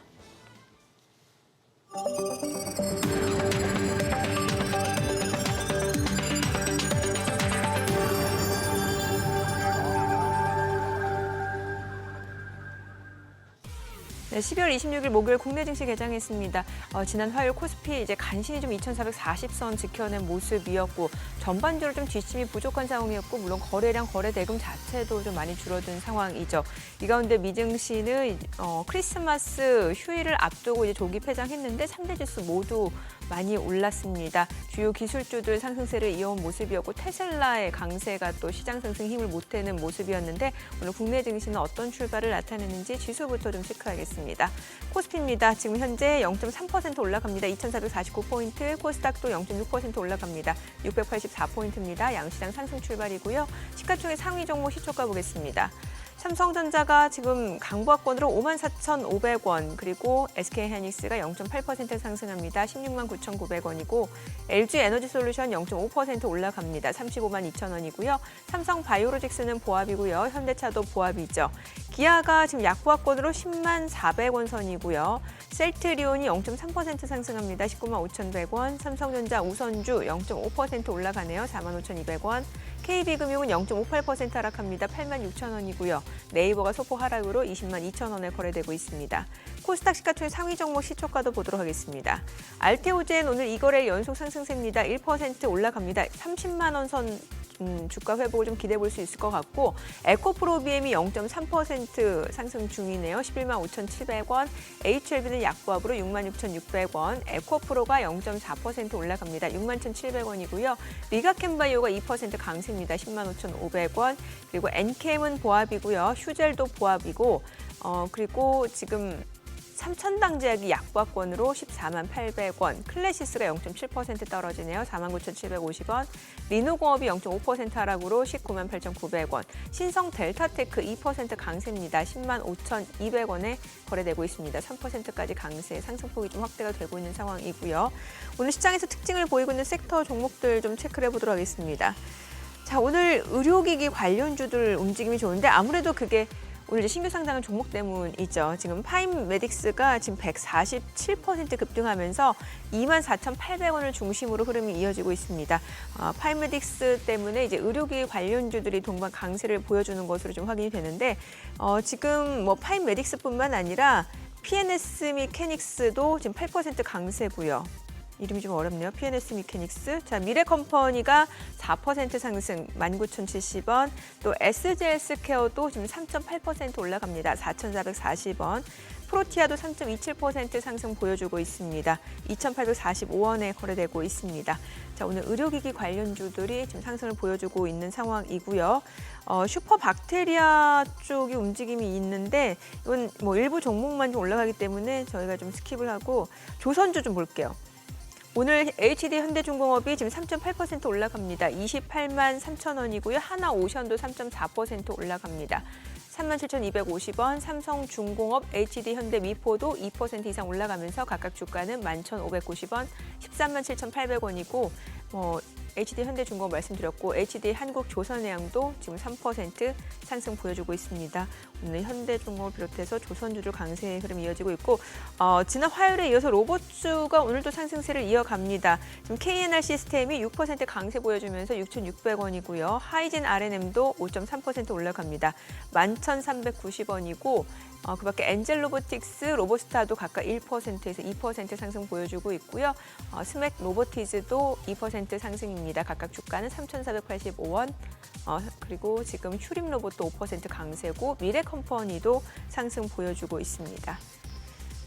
오늘 또 영화 관련주들의 움직임이 좀 있네요. 지금 덱스터가 오징어 게임 때문일까요?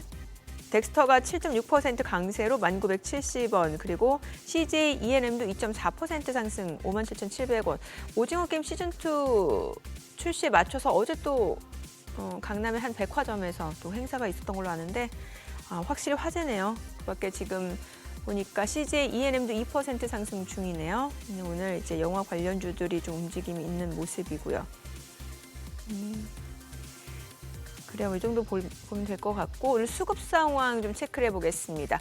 오늘 유가증권 시장에서 개인 투자자 순매수 보여줍니다. 545억 원 매수 우위고 외국인과 기관 489억 원, 81억 원 순매도고요. 코스닥에서 개인 투자자가 233억 원 순매수, 외국인과 기관은 각각 164억 원, 51억 원 매도 우위를 나타내고 있습니다. 환율 체크해보겠습니다. 달러 환율입니다. 정기적 마감 대비로 1원 20전 하락한 1,455원 20전에 개장이 됐습니다. 자, 오늘 그래도 뭐 시장 전반적으로 약간 아쉬운 거는 이제 코스피가 조금 더 힘을 내주지 못하고 좀 보합권에 머물러 있고 삼성전자를 비롯해서 대형주들이 조금 하락 전환 종목들이 눈에 많이 띄는 게 좀 아쉽네요. 네, 그러네요.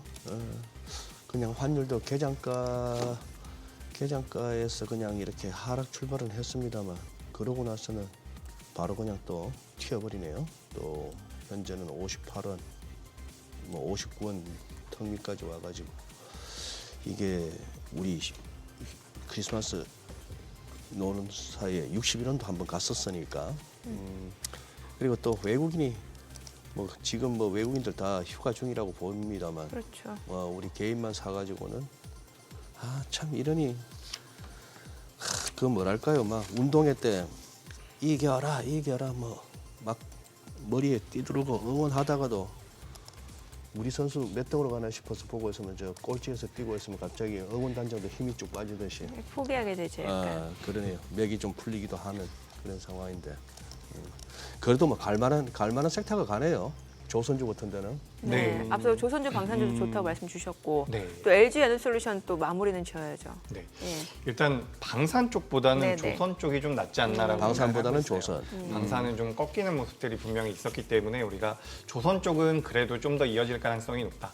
우리가 조선주를 투자할 때 뭐 MRO 쪽에 대한 모멘텀들도 같이 받아가고 있지만 가장 큰 포인트는 트럼프가 당선이 되면서 이 에너지 정책에 대한 변환이거든요. 그래서 LNG 쪽에 대한 모멘텀들이 우리나라 조선주에 계속해서 붙을 가능성이 높고 어쨌든 지금 미국에서는 조선이 산업 자체가 죽어있는 상태이기 때문에 우리나라를 이용할 필요성이 있다라는 그럴 가능성이 높은 거고 그렇다라고 한다면 우리나라 기업들이 당분간은 수혜를 좀 이어갈 수 있지 않을까. 다만 이제 수주 잔고가 많이 채워져 있다라고는 하지만 이게 계속해서 이어질지는 좀 봐야 돼요. 그렇기 때문에 우리가 조선주 보셔야 되고 조선주 안에서는 기자재 관련주들이 있는데 특히 뭐 시장에서도 많이 이야기를 하고 있죠. 뭐 하나 엔진이라든지 STX의 엔진 같은 엔진 기업들을 보시면 좋고 또 그 엔진 안에 들어가는 부품을 만들 수 있는 뭐 케이프 같은 기업들도 있습니다. 그래서 이런 기업들 같은 경우는 상승 여력이 많이 남아 있다라고 보니까 체크를 해보시면 좋을 것 같고요. 그리고 로봇 관련주도 잠깐 이야기를 해주셨는데 네. 로봇도 네. 어쨌든 우리가 가야 할 방향이긴 하죠. 그래서 시장에서는 휴머노이드 로봇과 관련되어 있는 종목들, 레인보우 로보틱스 같은 기업들 이야기 많이 하는데 우리가 이제 지난 화요일에 부각이 됐었던 이유는 선박용 용접 기술을 가지고 있는 뉴로메카 같은 기업들이 부각이 좀 됐었거든요. 그래서 우리가 이제 뉴로메카와 관련되어 있는 선박과 관련되어 있는 로봇 기술을 가지고 있는 기업들 그리고 휴머노이드 쪽에 대한 관심도가 높은데 우리가 이것도 한번 생각해 볼 부분이 어쨌든 미국에서 지금 트럼프가 공장을 미국 내에 짓겠다라고 이야기를 하고 있죠. 그렇다라고 한다면 인건비가 비싸기 때문에 자동화를 사용할 가능성이 높습니다. 그렇다라고 한다면 그동안 우리 시장에서 많이 소외됐었던 협동 로봇이라든지 산업용 로봇 쪽에 대한 모멘텀들도 만들어질 가능성이 높기 때문에 로봇 관련주 같은 경우는 뭐 1월 달에 CES도 있고요. 계속해서 좀 체크가 필요하지 않을까. 저는 이렇게 의견 드립니다. 그리고 이제 마지막으로 LG 에너지 솔루션 네. 말씀드려보자면 조금 LG 숨 차시지 않으세요? 괜찮습니다. 예. LG 에너지 솔루션도 저는 좀 안타까워요. 지난주에 좀 잘 버텨줬다라고 한다면 그래도 2차 전지를 전반적으로 좀 끌고 갈 수 있지 않을까라고 생각이 드는데 지금 2차 전지 쪽 같은 경우는 우리가 2026년도를 많이 이야기를 하고 있거든요. 2026년도에는 개선될 가능성이 높다. 그렇다라고 한다면 2025년도부터는 주가 흐름은 어느 정도 반등이 나올 수 있지 않을까라고 저는 생각을 하고 있습니다. 다만 이걸 굉장히 짧은 관점에서 이제 저점이 나왔어라고 매수하기에는 주가 흐름 자체가 그렇게 좋지는 못해요. 그렇기 때문에 아예 긴 호흡으로 보신다라고 한다면 저는 지금도 대형주 위주로 좀 매수를 해가는 게 좋을 것 같고 제가 여기서 한 가지 더 말씀드려보자면 우리가 지금 9월달, 10월달, 11월달 같은 경우도 우리나라 이제 2차 전지 관련주들의 주가 흐름이 뭐 LG 에너지 솔루션 외에 뭐 동박 기업이라든지 분리막 기업들 같은 경우는 낙폭이 굉장히 컸거든요. 근데 같은 시기에 중국에 관련되어 있는 2차 전지 주들은 네. 상승을 했어요. 아, 그러니까 이게 업종에 대한 부담감도 분명히 있지만 우리나라 기업들이 경쟁력이 살짝 떨어지는 부분들도 분명히 있는 것 그래요. 같습니다. 그러니까 이런 부분들도 이제 2차 전지 매매하시는 분들 같은 경우는 뭐 듣기 싫으실 수 있는데 좀 체크해볼 사안은 아니까. 그리고 어쨌든 미국에서 중국을 규제함으로써 우리나라 기업들이 반사 이익을 받을 수 있는 부분들. 그리고 IRA 법안 폐지 같은 경우도 지금 이야기가 많이 나오고 있지만 지금 뭐 신재생 쪽 같은 경우도 네. 마찬가지고요. IRA 법안에 대해서 수혜를 많이 받을 수 있는 쪽이 이 공화당 텃밭이라고 이야기가 되고 있어요. 그렇기 때문에 폐지가 쉽지는 않을 겁니다. 네. 그렇기 때문에 2차 전지 같은 경우도 이제 이런 정치적인 부분들, 미국에서 트럼프가 당선이 되면서 만들 수 있는 이런 파열음에서 어떻게 보면 불확실성은 계속해서 제거되지 않을까라고 생각을 하고 있습니다. 좀 우리가 긴 호흡으로 본다라고 한다면 저는 분할 매수의 관점도 맞다라고 보고 있고 다만 단기적으로는 조금은 주가 흐름이 어렵지 않을까라는 의견 좀 드리겠습니다. 인내가 필요할 수는 있겠네요. 예. 2차 전지는 다들 지금 우리 이재규 본부장님도 말씀하셨지만 들으시기에 불편하시겠지만 들으시기에 힘드시겠지만 뭐 그것 때문에 말들을 못했거든요.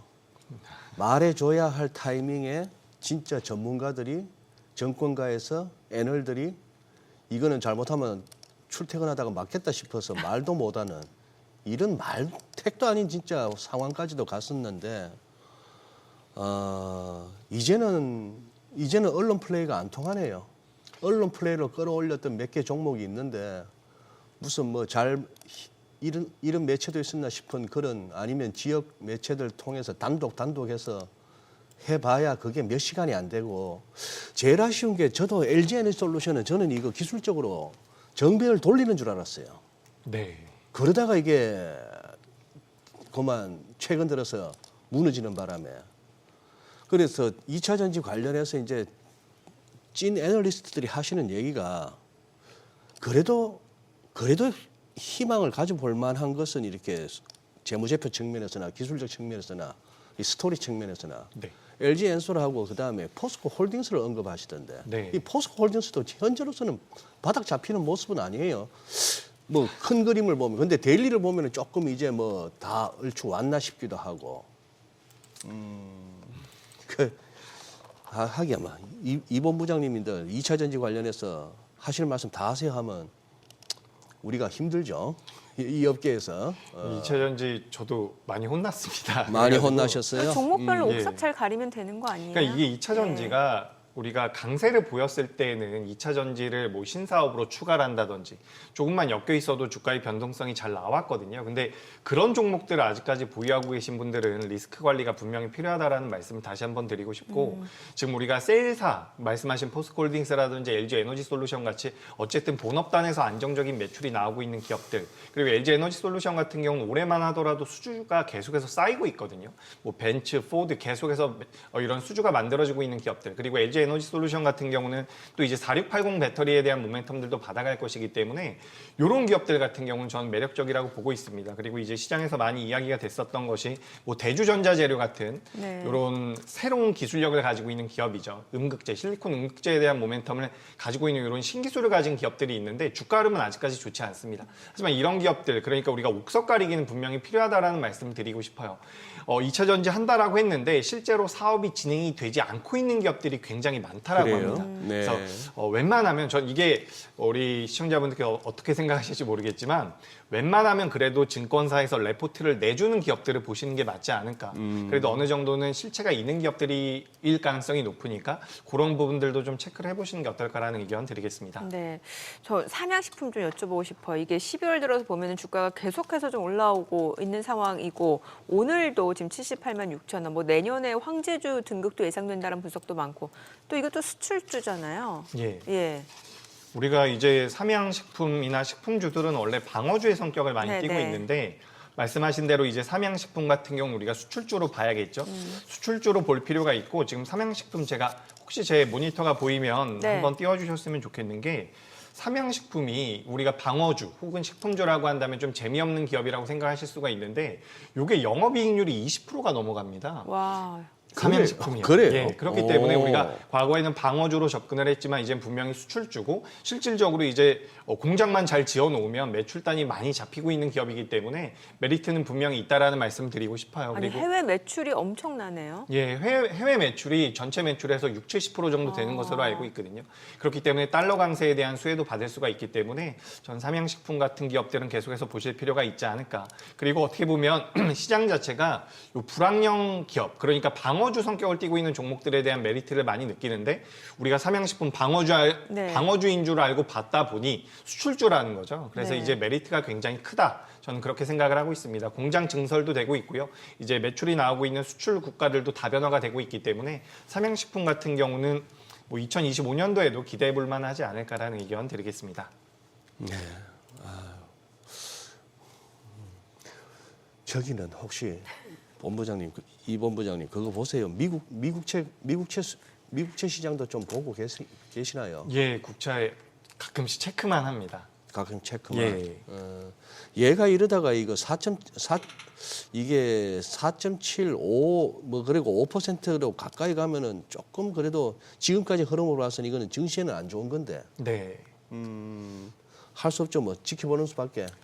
네, 일단 우리가 그런 이야기 많이 하죠. 원래 얼마 전까지만 네. 하더라도 2년물이 10년물보다 금리가 높았거든요. 예. 우리가 이걸 금리 역전 현상이라고 이야기를 많이 하는데 금리 역전 현상에서 이제 원상 복구가 되면 뭐 6개월에서 1년 안에 경기 침체가 왔다라는 분석들이 꽤나 있습니다. 그렇기 때문에 우리가 금리 역전 현상이 풀렸을 때도 많이 경계를 했었던 것 같아요. 근데 이제 최근 들어선 10년물 금리가 좀 더 올라와 있는 상황인데 여기서 이게 좀 안정화된다라고 한다면 이 스프레드 자체가 안정화가 된다라고 한다면 그래도 시장의 타격은 좀 덜하지 않을까라고 저는 생각을 하고 있습니다. 그리고 이제 10년물 국채 금리 기준으로 좀 더 올라올 가능성도 당연히 열어놔야 된다라고 보는데 일단 저는 그래도 대부분이 반영이 됐다라고 생각을 하는 게 미국에서 금리 인하를 했잖아요. 예, 그럼에도 불구하고 미 국채 금리가 올라갔다라는 것은 2025년도에 대한 스탠스 때문에 이런 영향을 받았다라고 저는 생각을 하고 있어요.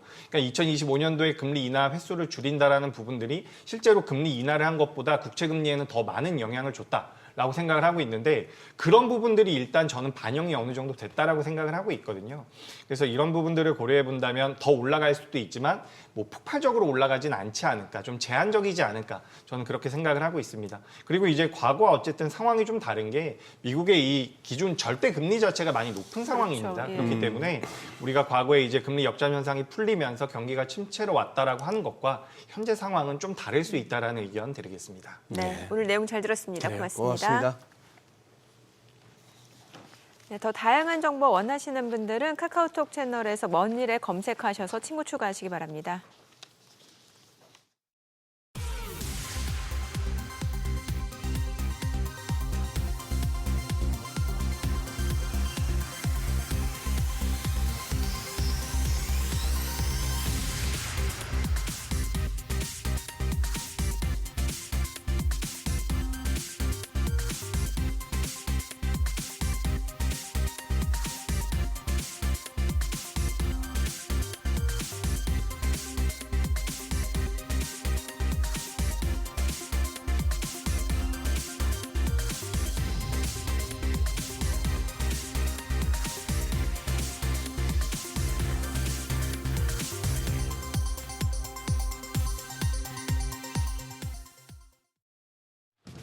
이 시각 시황입니다. 뉴욕 증시는 산타랠리를 보였지만 우리 시장은 힘이 없는 모습입니다. 양 지수 모두 개장 후에 상승하다가 지금 약보합권으로 전환된 상태인데요. 코스피가 0.03% 약보합으로 2,439선 지나가고 있고요. 코스닥도 0.03% 약보합입니다. 679포인트 가리키고 있습니다. 수급 상황 체크하겠습니다. 오늘 외국인과 기관, 메이저 수급 주체 양 매도 기록하고 있습니다. 외국인이 674억 원 매도 우위 보여주고 기관 역시도 금액은 소폭이지만 89억 원의 팔자 포지션 취하고 있습니다. 오늘은 개인만 홀로 727억 원 순매수하고 있습니다. 코스닥 시장입니다. 코스닥 시장도 흐름은 대동소이합니다. 여기서도 외국인은 380억 원의 팔자 포지션 취하고 있고요. 기관도 88억 원 매도 우위 기록 중입니다. 개인만 홀로 490억 원 순매수하고 있습니다. 등락률 상하위 업종입니다. 오늘 건강관리기술과 조선, 에너지 장비와 서비스 업종이 상승률 상위권에 위치해 있습니다. 반면에 통신 서비스와 은행, 자동차, 부품 업종은 하락폭이 큰 것으로 집계됩니다. 그럼 시장을 주도하는 테마 종목별 시세 체크하겠습니다. 오늘 조선주가 상승세 이어갑니다. 미국 의회가 초당적 조선업 강화 법안을 발의한 가운데 한미 조선업 동맹에 대한 기대감이 커지면서 조선주가 주목받고 있습니다. 관련주 내에서 한화오션이 3.3% 올라가면서 37,200원, HD 현대중공업도 3.49% 상승세 보여줍니다. 거래가 28만 1,500원이고요. HD 한국조선해양이 2.65% 강세로 23만 2,000원, HD 현대미포가 1.49%, 삼성중공업도 1.32% 오름세 보여주고 있습니다. 로봇주도 전 거래일에 이어서 강세 기록 중입니다. 로봇주가 조선주랑 엮이면서 시세를 내고 있는데요. 인력난을 겪은 조선소에 협동 로봇 도입이 추진된다는 소식 때문입니다. 더불어서 오픈 AI가 휴머노이드 로봇을 개발 중이라는 논의 중이라는 소식도 호재로 작용하고 있습니다. 로봇주 내에서는 하이젠 RNM이 7.49% 강세 보여줍니다. 현재 거래가 11,640원이고요. 신성 델타테크도 7% 넘게 올라갑니다. 109,200원.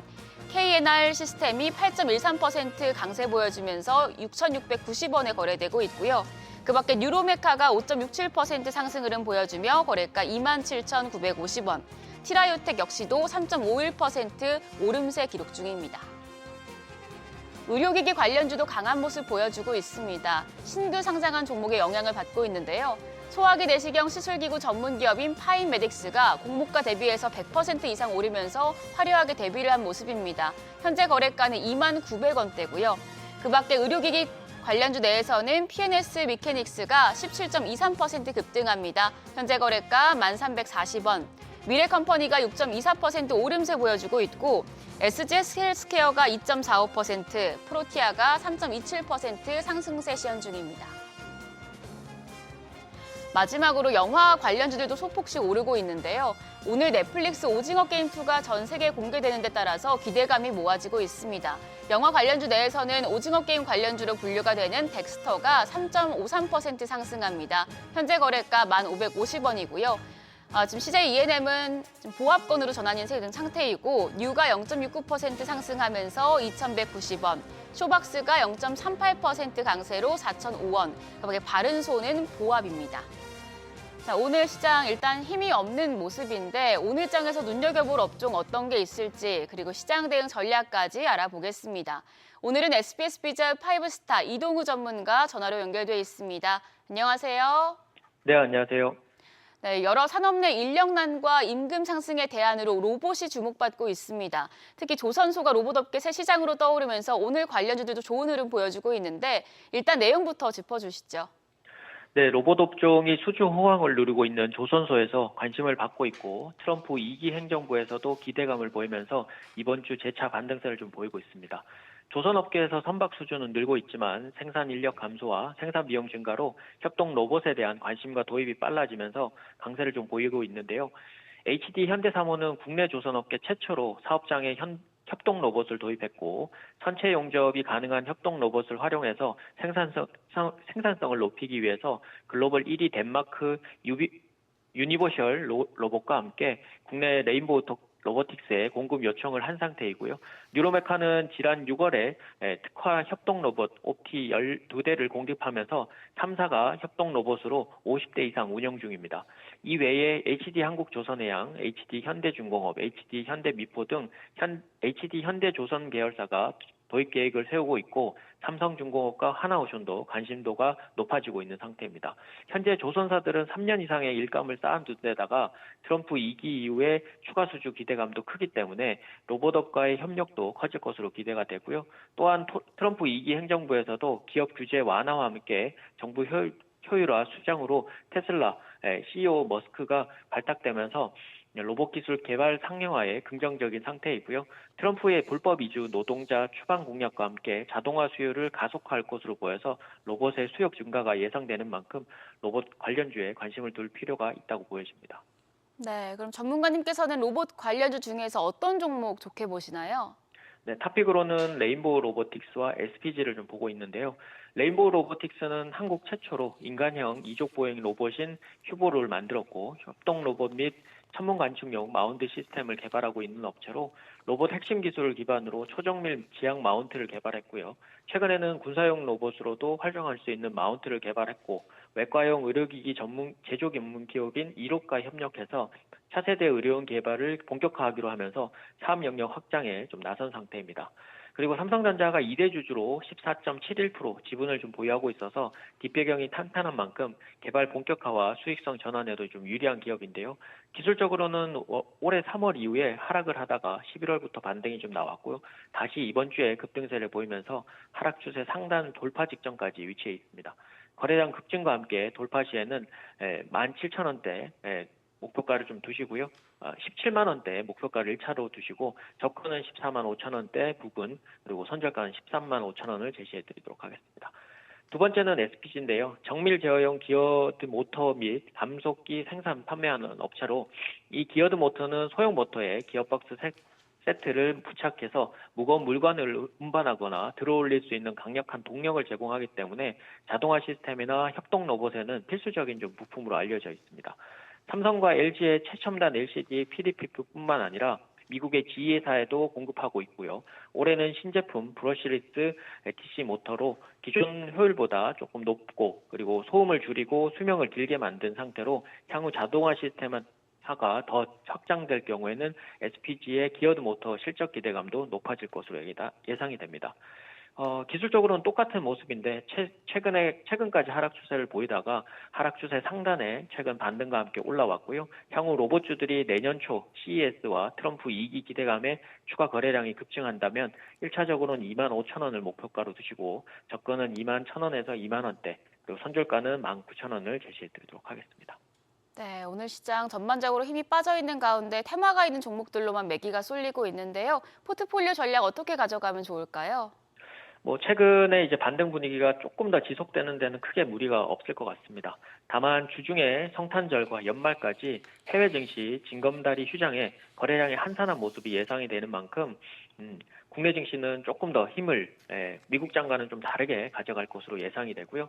지난주 물가지표 안도감이나 12월 FMC를 소화하면서 많이 안정된 모습은 분명히 예상되지만 트럼프 2기 관세 부과 정책 부담감에 미국 증시 반등에 비해서는 국내 증시 반등 속도가 좀 빠르지 않을 전망입니다.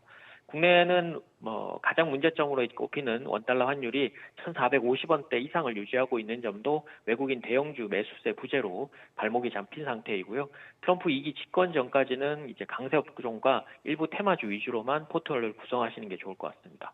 호실적과 트럼프 효과가 기대되어서 가장 먼저 안정화를 좀 보이고 있는 조선중공업과 조선기자재를 포함해서 전력 설비, 바이오 제약을 우선 업종으로 좀 보시고요. 테마로 있을 이제 1월에 있을 CES와 JP모건 헬스케어 이벤트를 앞두고 시스템 반도체나 AI 소프트웨어 그리고 로봇 자율주행, 원격 진료 등을 관심 두시고 전략을 짜시면 좋을 것 같습니다. 네, 오늘 말씀 고맙습니다. 지금까지 업종과 대응 전략 알아봤습니다.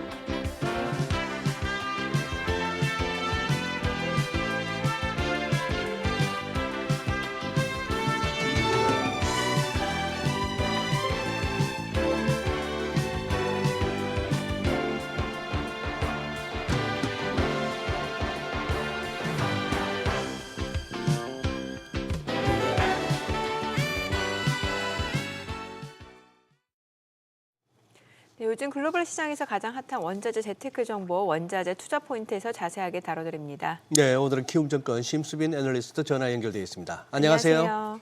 네, 안녕하세요. 네, 오늘은 어느 쪽 원자재 소식 가져오셨나요? 네, 오늘은 금 관련된 내용을 좀 말씀드리려고 합니다.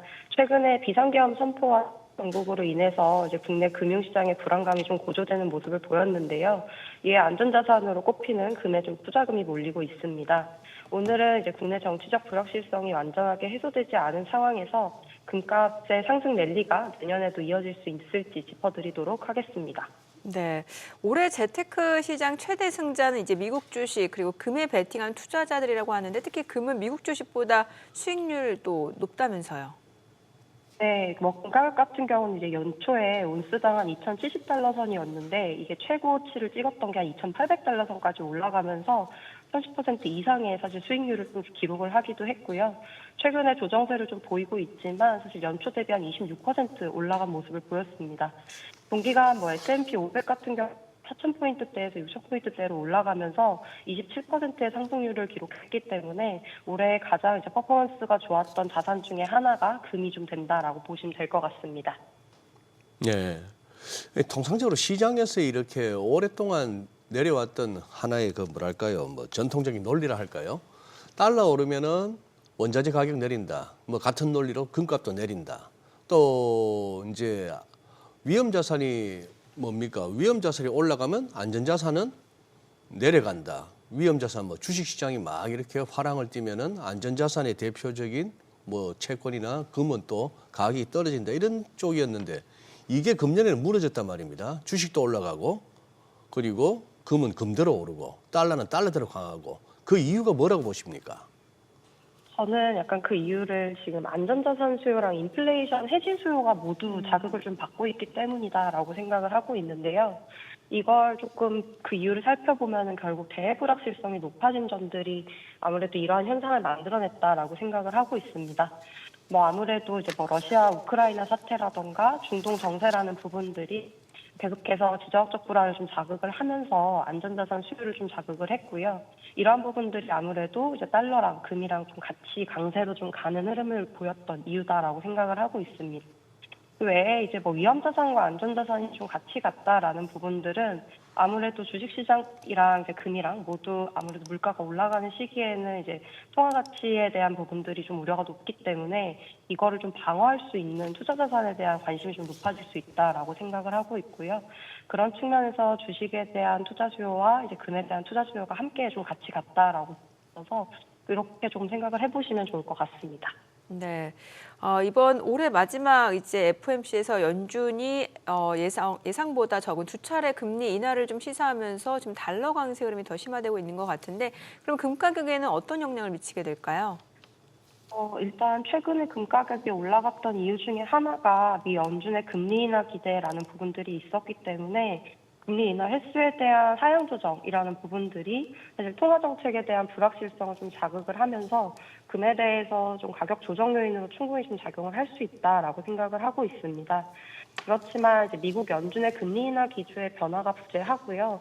특히나 최근 들어서는 주요 연기금이라던가 주요 이제 이런 부분들에서 투자처들에서 사실 투자자산으로 금을 좀 편입을 하겠다라는 좀 의사들을 좀 밝히고 있기 때문에 이런 부분들을 고려를 해보면 사실 투자 수요는 꾸준히 유입될 수 있다라고 생각을 하고 있고 단기적으로 조정되는 구간에서는 조금 매수에 나서는 게 좋지 않을까라고 보고 있습니다. 네, 오늘 내용 잘 들었습니다. 고맙습니다. 네, 감사합니다. 한 해를 정리하는 연말이 다가오면서 이제 세금 부담 줄이기 위해 고민하는 분들 많으시죠. 특히 올해 미국 증시가 호황기를 보내면서 주식 관련 세금에 대해 궁금한 분들 많으실 것 같습니다. 네, 오늘은 주식 관련 세금에 대해 자세히 알아보는 시간 갖도록 하겠습니다. 우리은행 자산관리 컨설팅 센터의 김혜리 차장 자리했습니다. 어서 오세요, 차장님. 네, 안녕하세요. 우리은행 네. 국세 언니 김혜리 차장입니다. 반갑습니다. 맞아요. 국세 언니 김혜리 차장님. 한번 검색을 해보니까 김혜리라는 이름이 좋은지 가수, 네, 많이 있습니다. 배우, 그렇죠. 운동선수 등등 많으시더라고요. 네.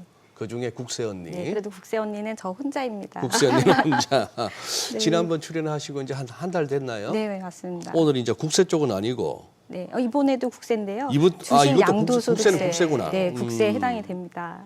이제 아니 뭐 수익 볼 때는 기분이 좋은데 세금을 생각하면 골치가 아프다 이렇게 네. 뭐 합니다만 저는 뭐 공감 안 합니다. 원금까지 까질 수 있는 게 주식시장인데 맞습니다. 벌어서 세금 내는 거야 기분 좋은 거잖아요. 맞습니다. 근데 이게 국내 주식이냐 또 규모에 따라서 번 게 얼마냐에 따라서 과세가 전혀 다르다고요. 네, 지금 말씀대로 주식의 경우에 우리가 시장에서 거래할 때는 사실 양도소득세를 내지 않는 분들이 대다수이실 겁니다. 하지만 해외 주식이 좋다고 해서 해외 주식에 투자했더니 양도소득세를 꼭 내야 된다. 이런 이야기 또 많이 들으셨을 네. 텐데 이게 지금 현재 가장 12월 달에 중요한 이제 사항이 되거든요. 네. 네, 그래서 그 이야기를 한번 해보도록 하겠습니다. 네, 주식을 양도할 때 우리가 시장에서 거래할 때는 양도소득세를 차익이 발생한다면 납부하는 게 원칙이지만 우리 자본시장을 활성화시키기 위해서 지금 소액주주에 대해서는 과세를 안 하고 있습니다. 네. 그래서 이 대주주와 소액주주의 구분이 중요한데요. 국내 시장을 먼저 살펴보면요. 상장법인과 비상장법인으로 나눌 수가 있습니다. 그래서 상장법인의 경우에는 앞에서 말씀드린 것처럼 소액주주에 대해서는 과세를 안 하고 있고요. 네, 소액주주더라도 장 외에서 거래하는 경우는 양도소득세를 내야 합니다. 하지만 대주주에 해당하신다면 장 내에서 양도하시거나 장 외에서 양도하시는 경우 모두 다 양도소득세에 해당이 되시는 거죠. 조금 더 말씀드리면 비상장 주식을 갖고 계신 분들도 있으시거든요. 네. 비상장 주식의 경우에는 대주주와 소액주주 구분 없이 모두 다 양도소득세 과세 대상이 됩니다. 하지만 KOTC라고 장외 거래에서 거래하는 경우에는 중소 중견기업의 소액주주들을 좀 배려해주기 위해서 여기에 대해서는 현재 과세를 하지 않고 있거든요. 그래서 비상장 주식의 경우에는 양도소득세 신고하시는 것이 원칙이다. 이렇게 먼저 말씀을 드리겠습니다. 네. 앞에서 잠깐 말씀드렸던 해외 주식에 대해서도 예. 여기서 잠깐 얘기를 해드리면요. 그럼 아까 해외 주식은 양도소득세 낸다고 했는데 해외 주식이 뭐냐? 바로 해외 주식은 저희 국내 증권 시장이 아닌 해외 증권 시장에 상장된 주식을 모두 말하고 있고요. 국내에 있던 법인이 해외 증권 시장에 상장된 경우에도 해외 주식에 포함이 돼요. 그래서 해외 주식의 경우에는 소액주주, 대주주 구별 없이 모두 다 양도해서 이익이 발생했으면 세금을 다 납부하셔야 됩니다. 뭐 얼마를 벌든지요. 네, 그렇습니다.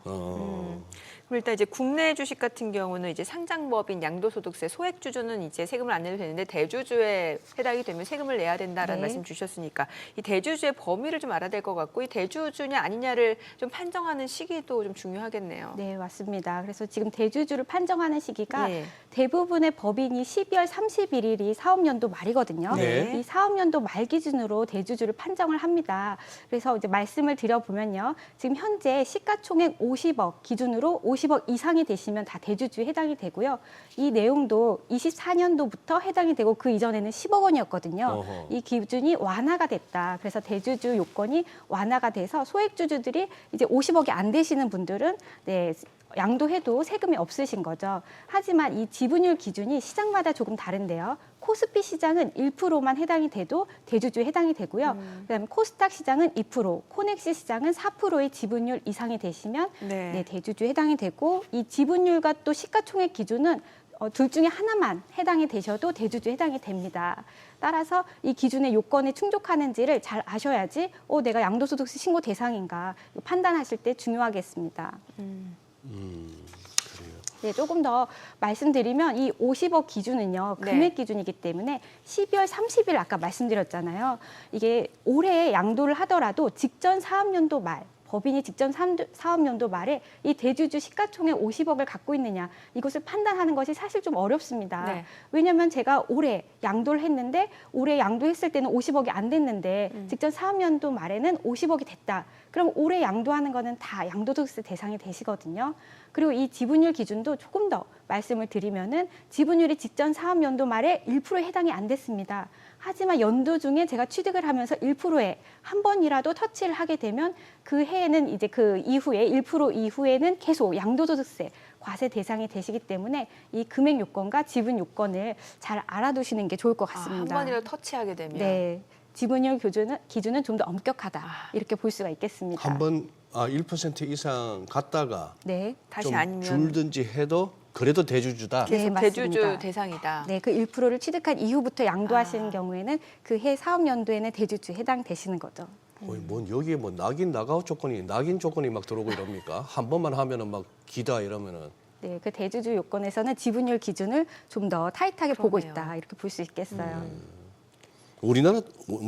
우리나라뿐만 아니겠죠. 이 세금 이거 납기 지나면 또 엄청나게 또 두드려 맞잖아요. 가산세 묻고 맞습니다. 하잖아요. 예. 네, 이 주식 신고하는 것을 모르시고 계속 거래하시던 분들이 대주주 요건이 또 금액 기준도 막 이렇게 바뀌고요.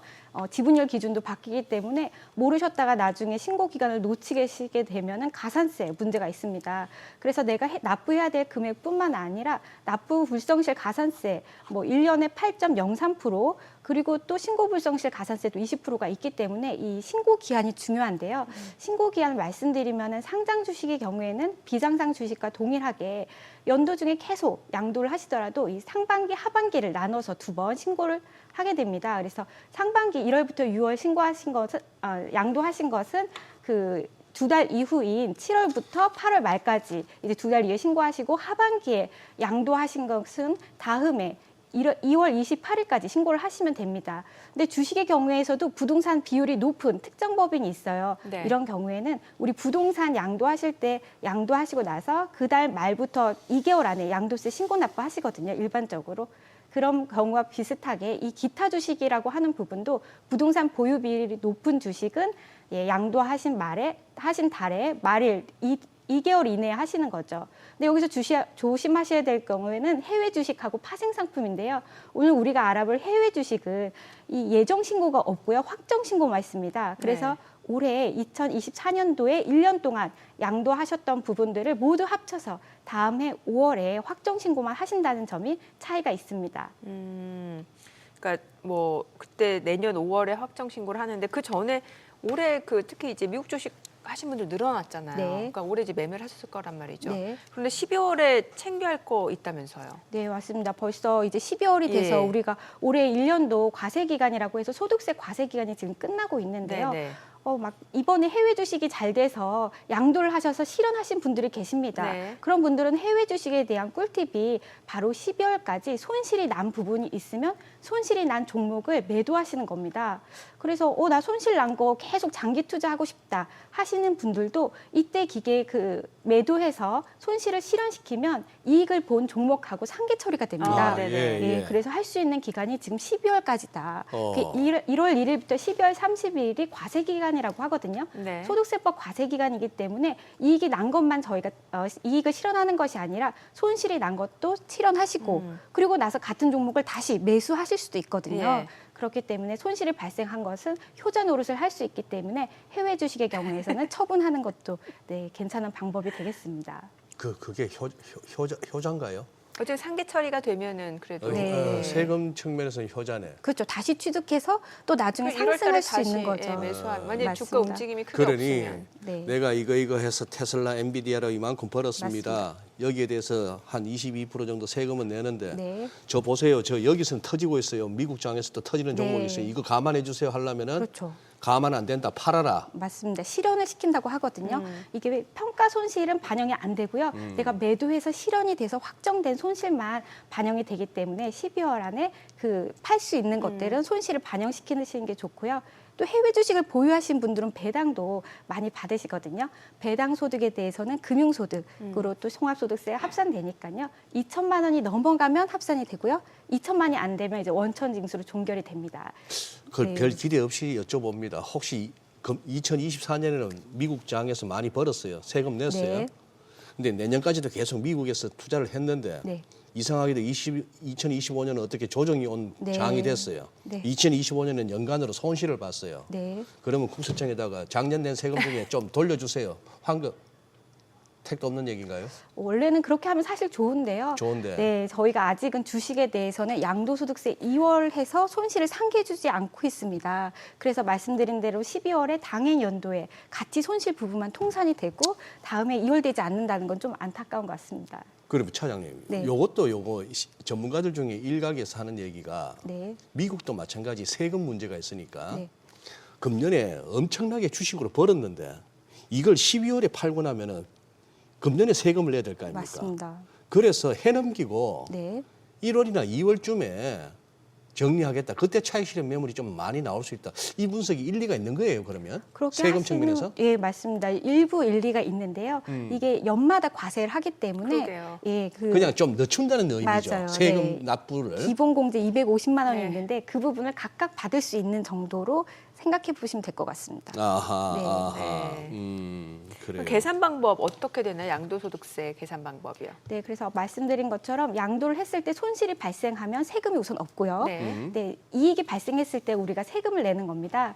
근데 여기서 중요한 것은 내가 양도한 가액이 있으면 취득한 가액이 있거든요. 네. 취득한 가액을 차감을 해줍니다. 그리고 말씀드린 대로 연 250만 원 공제를 차감한 후에 과세표준이라고 하는데요. 과세표준에서 세율을 적용하게 됩니다.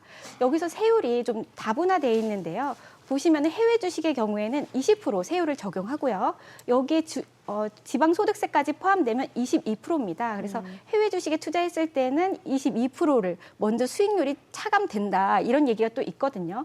근데 국내 주식의 경우에는 아까 말씀드린 대로 소액주주의 경우에는 이제 세금을 안 내고 있습니다. 하지만 장외에서 거래한 소액주주의 경우에는 세금이 나오기 때문에 지금 10% 중소기업의 경우에는 소액주주 10%고요. 중소기업에서 대주주는 20에서 25%의 세율을 적용합니다.